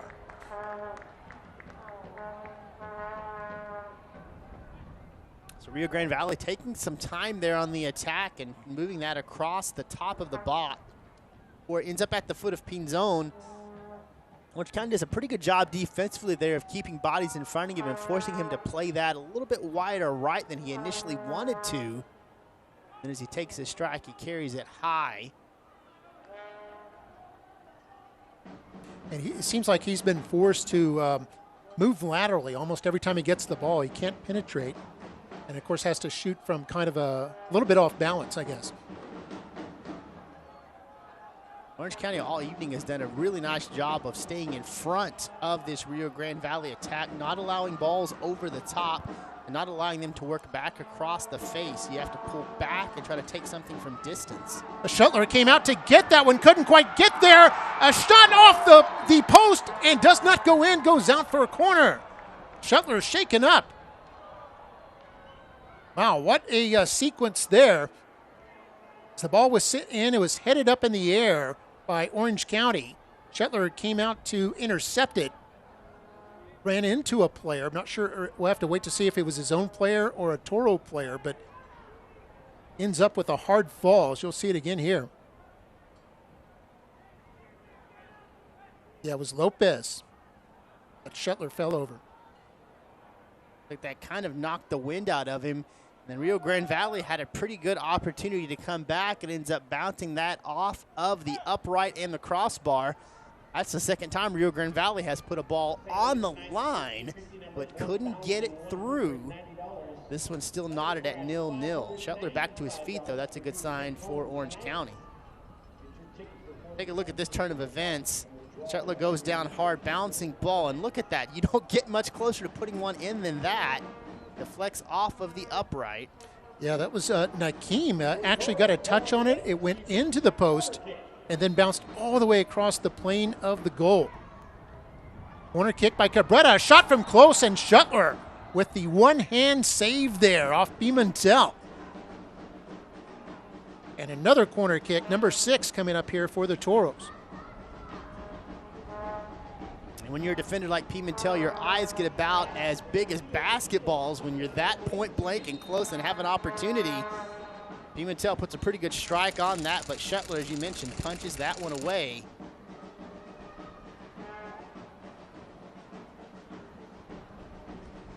It's been the game of living dangerously for Orange County. They've dodged more bullets than the Matrix here this evening.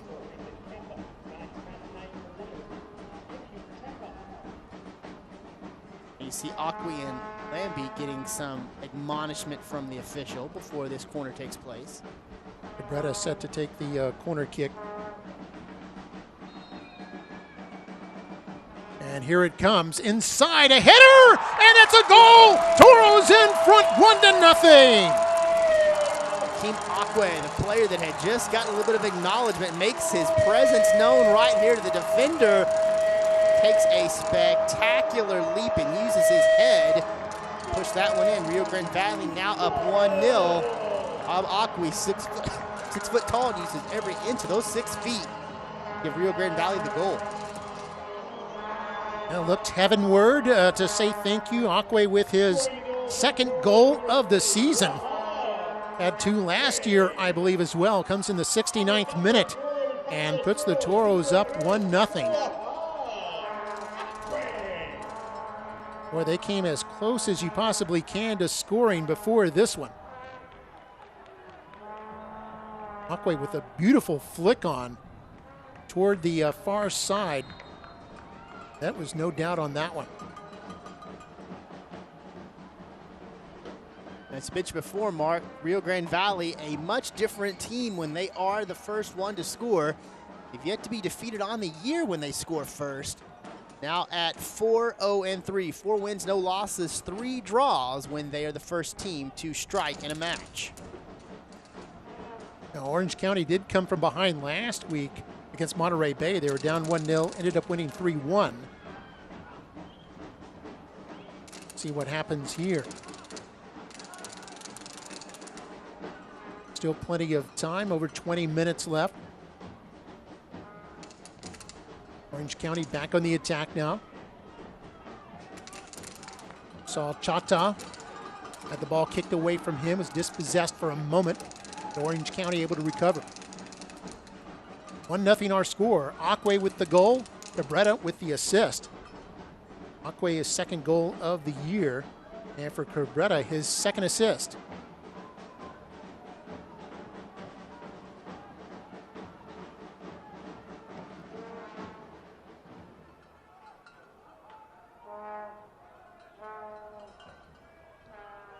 County will send this one forward, trying to get it to Brian Iloski.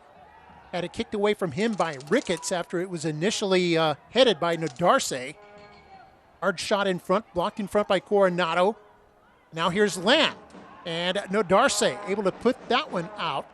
It'll be a corner kick here for Orange County. Definitely seeing the action pick up here after a bit of a lull in the mid-second half.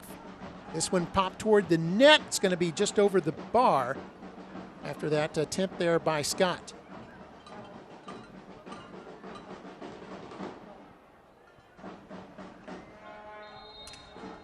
Derek read that really nicely. He followed that one all the way over. Made sure to also jump just in case there was more of a bend to that than anticipated.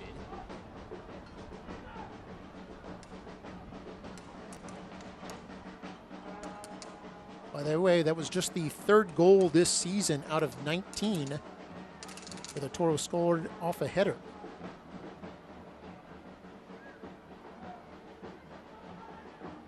And only their second goal off a set piece.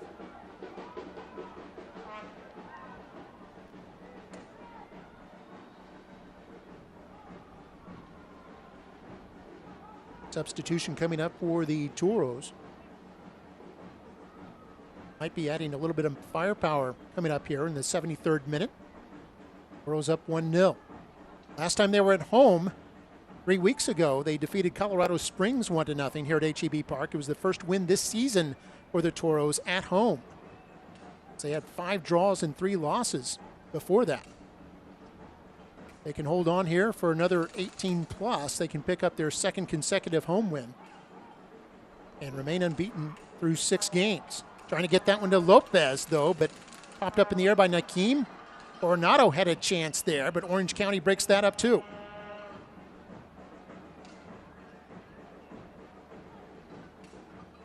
And the Toros continuing to apply pressure here despite the lead. Davila had it kicked away from him for a moment, recovers, finds Ritondoli. Ritondoli with one marker, couldn't evade him, so he'll pass it back. Darce, one touch to Coronado. He'll fire to the right side where Ricketts is running onto the ball. He'll center it. Here's Cabrera in front, the leading goal scorer, a shot, and it's wide. Shuttler there to pick it up. I think Shuttler had that one read all the way, and Cabrera not able to get any pace on that. A very nice job defensively for Orange County. They have been up to the challenge here against Rio Grande Valley, not over-pursuing, staying really wide and taking up space. There again, after a couple of dips and dives by Rio Grande Valley, Orange County kept themselves back, stood tall, and were able to cut off the angle there so that Shuttler did not have to face a very strong attack from Wilmer Andres Cabrera.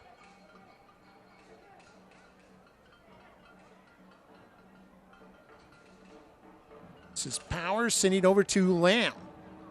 Quickly gains control, finds Brian Iloski with it. Is able to pop it ahead and then win the ball. Gets around Nadarce, into the box now. Big chance here for Orange County. Sends it up top. That's McNulty there. McNulty was closed off before he could turn.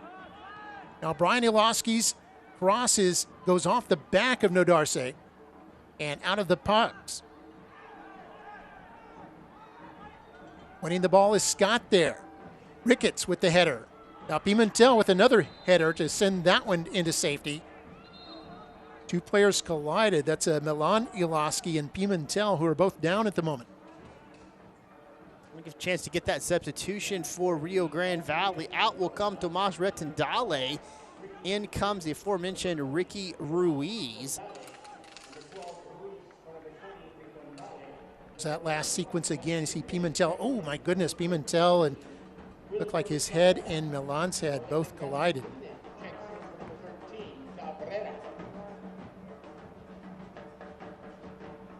There's Retendale coming out, Ruiz coming in. Ruiz, another player like Cabrera, excellent at able to win free kicks for your side. Additionally for Rio Grande Valley, Juan Galindres will come in. Wilmer Andres Cabrera will get a rest.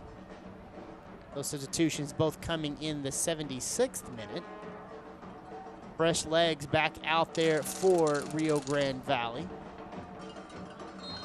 3 subs now used up by the Toros. Orange County has used up 2. In the 77th minute now. Toros haven't lost when they've held the lead after 75 minutes. This goes into the box. Lopez unable to get turned. Try to get it to Pinzon. Now to Coronado. start the attack again. Left side, this is Ruiz, just came on. Second-year Toro, played with Chattanooga Red Wolves last year. Ruiz will pop it to the far side. Swing and a miss there by Lopez. The Toros maintain possession. Ball popped up in front and then cleared out by Partida. Partida, one of those holding midfielders. In fact, this is a team that likes to use an unusual formation, the 4-1-4-1. We'll have Partida in between the back line and the midfield. Here's Davila to the left side. Toros content to play keep away at this point as Ruiz sends it back to Coronado. Toros be very patient here on this buildup.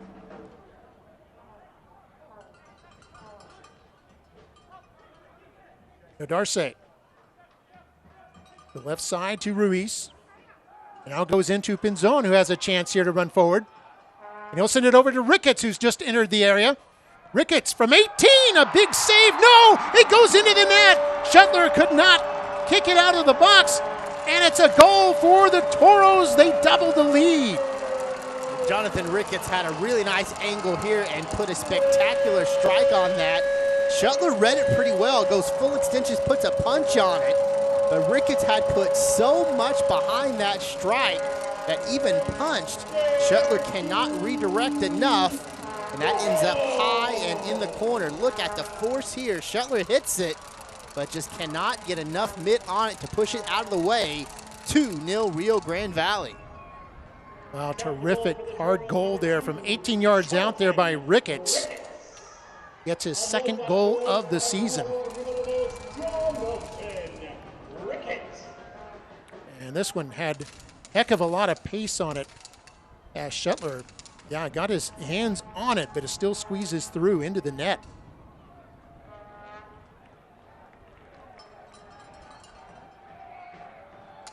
Let's see, Lopez and Brian Iloski having a brief conversation. We're ready to kick it off again. Wow, 2-0 for Rio Grande Valley. Look, we'll get a substitution before that can happen, though. This will be by Orange County. Kyle Scott's coming out. Andrew Fox will come in.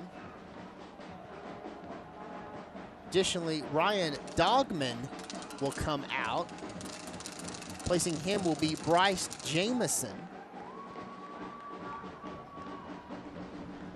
More firepower coming on for Orange County as they'll sub a defender out in place of a forward.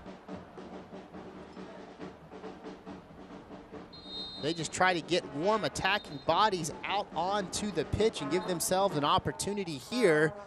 Try to cut into this 2-0 deficit with a little more than 10 minutes left in regulation.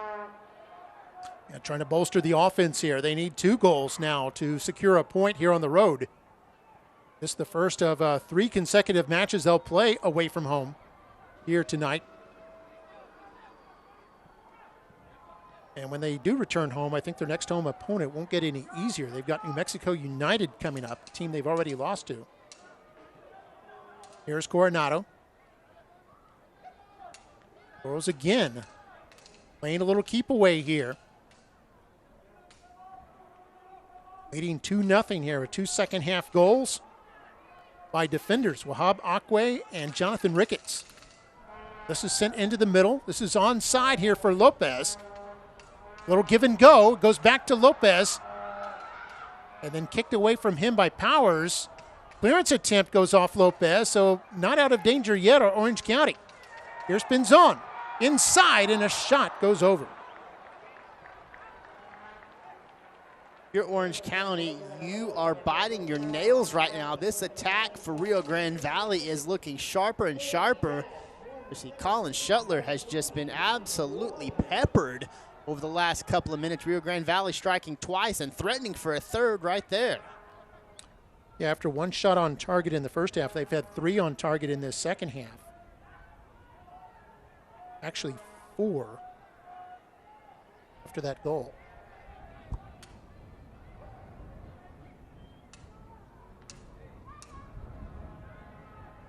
82nd minute now. Time running out for Orange County as they're down 2 goals. This ball sent forward. It was a nice touch on it initially there by Ricketts, and then he's able to clear it.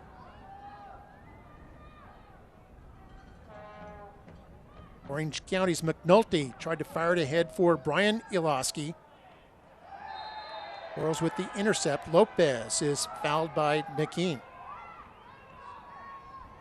Quickly put back into play. Shuttler running out onto this one. And got there just in time ahead of Galindres, who came on as a substitute just a couple minutes ago. Has a lot of gas in the tank.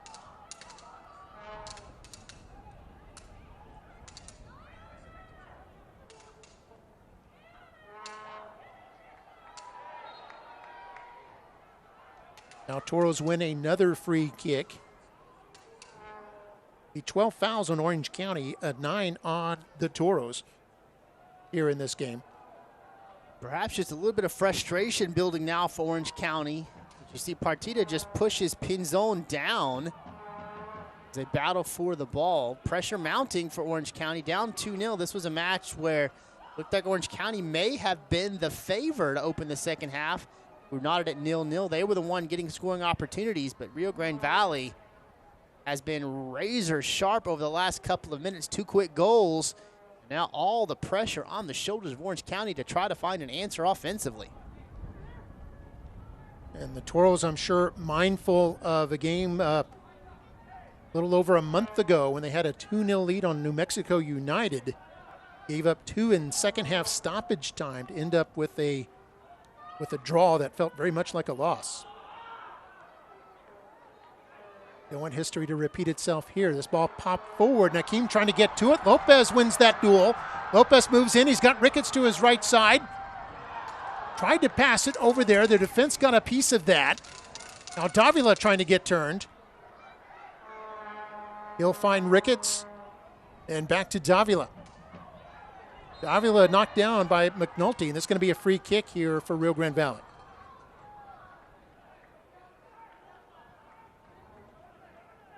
McNulty, who's a Scot, 30 years old, forward.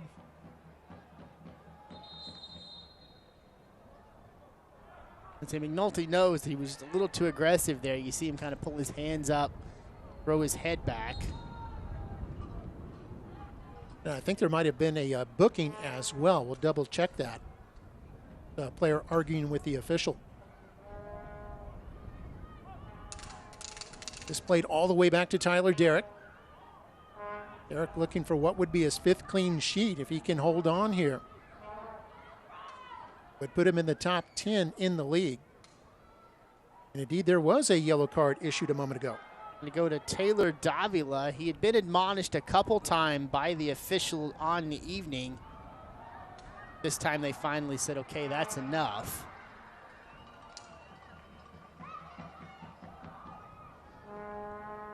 Shuttler able to play this one forward.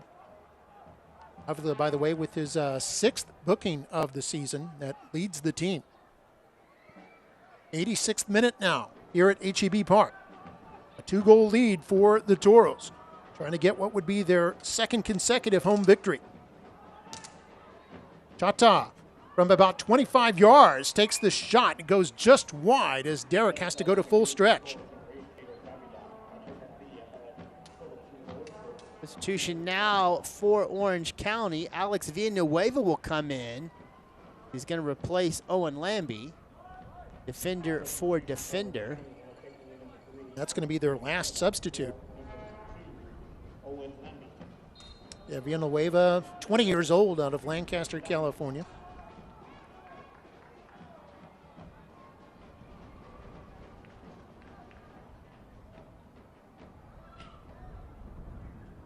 This goes out of play, trying to race onto that was Galindres.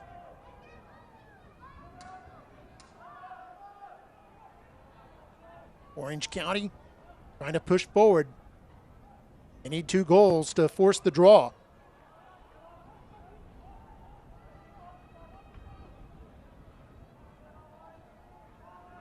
Came in averaging over 2 goals a game over their last 3 matches And the three-game win streak in jeopardy now. Racing forward was Ruiz. Ruiz able to draw the free kick. It's also going to be a yellow card on Brian Iloski, be his third of the year.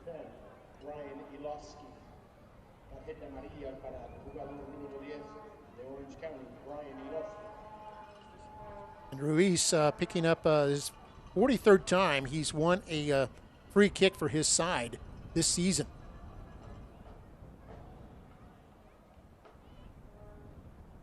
He's one of those players that picks up a lot of bumps and bruises, isn't he? Okay, not afraid to get in there and mix it up and be physical with his opponents. But I think what makes Ricketts really stand out is his ability to get into position and maintain position through contact. And because of that, defenders tend to be a little more physical with him than with others, and it draws a lot of opportunities off of the foul for Rio Grande Valley. 88th minute now. Ball sent ahead to Jamison, just came onto the pitch. It was kicked away from him. Still an opportunity here for Orange County. This is Jamison, who's out of Atlanta, Georgia.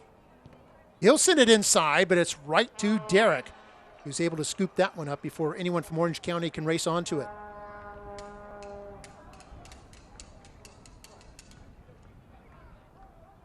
Goals tonight by Acque and Ricketts have put the Toros up 2-0 here.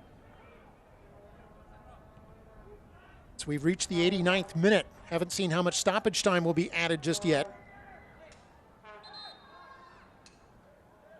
Substitutions now for Rio Grande Valley. Christian Pinzon comes out as Gabriel Benitez will come in. Additionally, Ian Seto will come in to replace Robert Coronado here for Rio Grande Valley. Both those substitutions coming in the 89th minute.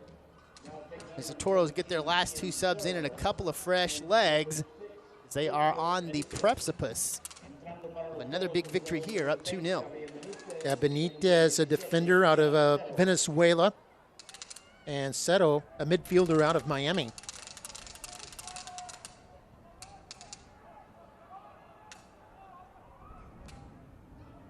Long ball to the right side, was trying to get it to Jamison, who instead headed away from him by Benitez. Benitez just came onto the pitch. Now this goes over the head of Ricketts. It's Chata able to control it there. Powers will pop it forward. And Chata trying to race onto that one, unable to do so, to be a Toros throw in here. By the way, the goals for Toros tonight, both coming off of defenders. Just the fourth and fifth goals all season scored by defenders.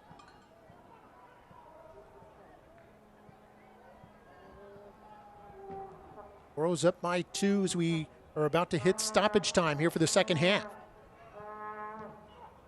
Darce clears that one up.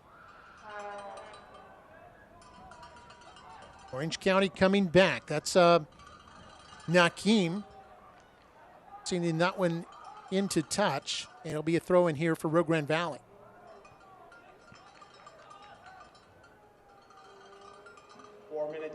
There's a signal, 4 minutes of stoppage time remaining in this one.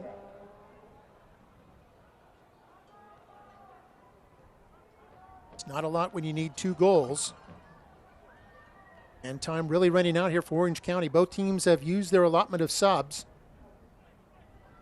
Here's Powers making the turn on Seto.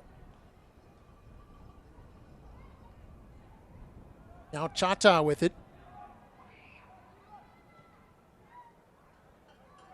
Finds Milan Iloski. Milan Iloski scored 3 goals in his last 5 games. Here's Brian, sends it inside for McNulty, but Acque able to head that one clear. Now Ruiz gets his head on it, and it goes to the foot of Settle. He'll send it into the attacking side of the pitch to Lopez.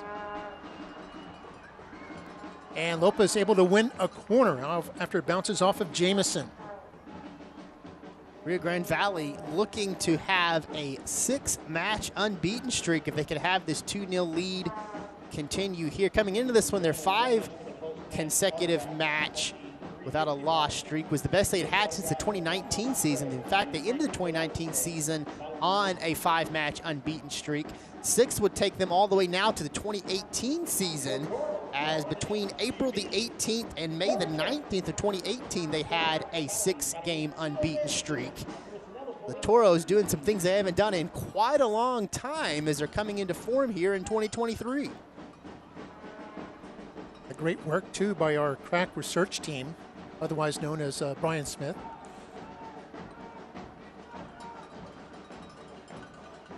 This sent back out, and it'll be a Toros throw-in here. 2 minutes gone here in stoppage, just 2 minutes remaining approximately. And that one last touched by the Toros. Be a goal kick here for Orange County.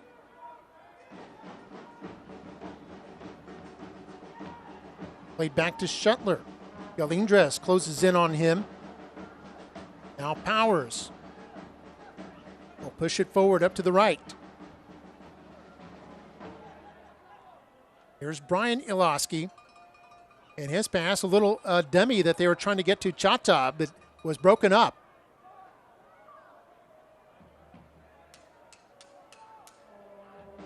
Ball being handled by Villanueva. Villanueva, second half substitute. Now this ball is going to be lifted over to the left side. The Chata with it, centers it, and a shot by Brian Iloski is over the bar. That might have been the last best opportunity for Orange County here. We're in the final minute of stoppage. Rio Grande Valley up 2-0. Tyler Derrick just a minute or so away from what would be his 5th clean sheet.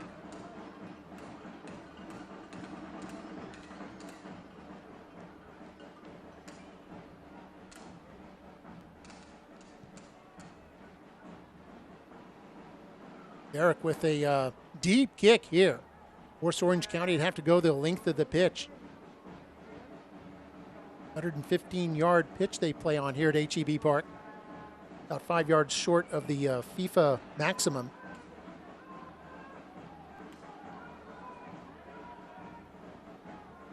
It's Nakeem bringing it up. Orange County trying to build something quickly here. So we're already past the 4 minutes. Next dead ball might be it. Here's Galindres. Or excuse me, that's Jamison. Jamison back to Powers. Jamison trying to get around his marker, Pimentel, able to push it through, but no one there running onto it. Now Derrick, who will wisely force them to come pick it up, and there it is. There's the whistle, and the Toros have won it 2-0 here behind goals by Akwe and Ricketts. The coaches shake hands. A hard-fought game here in under the humid lights here at HEB Park tonight. The Toros stay unbeaten in 6 matches now. Longest streak in 5 years, playing their best football of the season. We're going to have highlights and stats in just a moment. But first, our men of the match. Look no further than Jonathan Ricketts. You see him right there. He gave Rio Grande Valley that insurance goal that allowed them to really take control here in the second half and not have that overwhelming kind of fear that Orange County, a very hot team offensively, might be able to find the equalizer there. A defender coming up and getting mixed into the offense and helping Rio Grande Valley to a phenomenal 2-0 victory. All right, highlights coming up. You're watching USL Championship Soccer on ESPN+.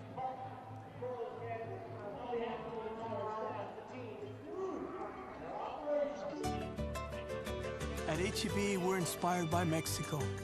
The colors, the flavors, and aromas. And we want to share them with you. So we created the HEB Mi Tienda family of products with authentic Mexican flavors. From savory marinated meats, frijoles and queso, to tamales, soft drinks, and more. HEB Mi Tienda brings you the traditional flavors you love. One more reason here, everything's better. Why choose Lone Star National Bank for your business? Because no other bank does more to support local businesses. In fact, we are the #1 lender in the Valley to small businesses. We put money to work here in our community. that helps our local businesses grow. Creating more jobs. And more opportunities for all of us. Working together. Together. We do what the little banks can't and the big banks won't. Lone Star National Bank, the Valley's bank. When it comes to our familia, we all have our own flavor and expression. At Tequila de Corralejo, we believe sharing our individuality is what makes gathering together so fun. Here's to those who stand tall and share their passion. Espinos Tires on FAR 83 has been serving the Valley for over 30 years. We offer a wide assortment of tires, wheels, and auto parts. Let us build your dream vehicle with only $49 down. No credit required. Did you know when you bank with Lone Star National Bank, you're investing in your community? By creating jobs that stimulate our local economy, creating success that we share with our community. In fact, Lone Star National Bank donates more money and more volunteers to more causes than all other area banks combined. We do what the little banks can't, and the big banks won't. Lone Star National Bank, the Valley's bank. And welcome back to HEB Park, a 2-0 win here at home for Rio Grande Valley. Time to look at some highlights.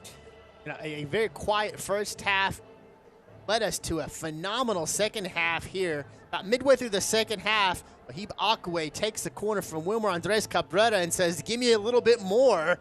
Rio Grande Valley takes the 1-0 lead. Akwe, the defender, comes up and puts a phenomenal hit on it. 6 foot tall and 6 foot strong, finding the top right corner of the net. Rio Grande Valley in control with that 1-0 lead. Jonathan Ricketts says that's not going to be enough. Puts a powerful strike into that one.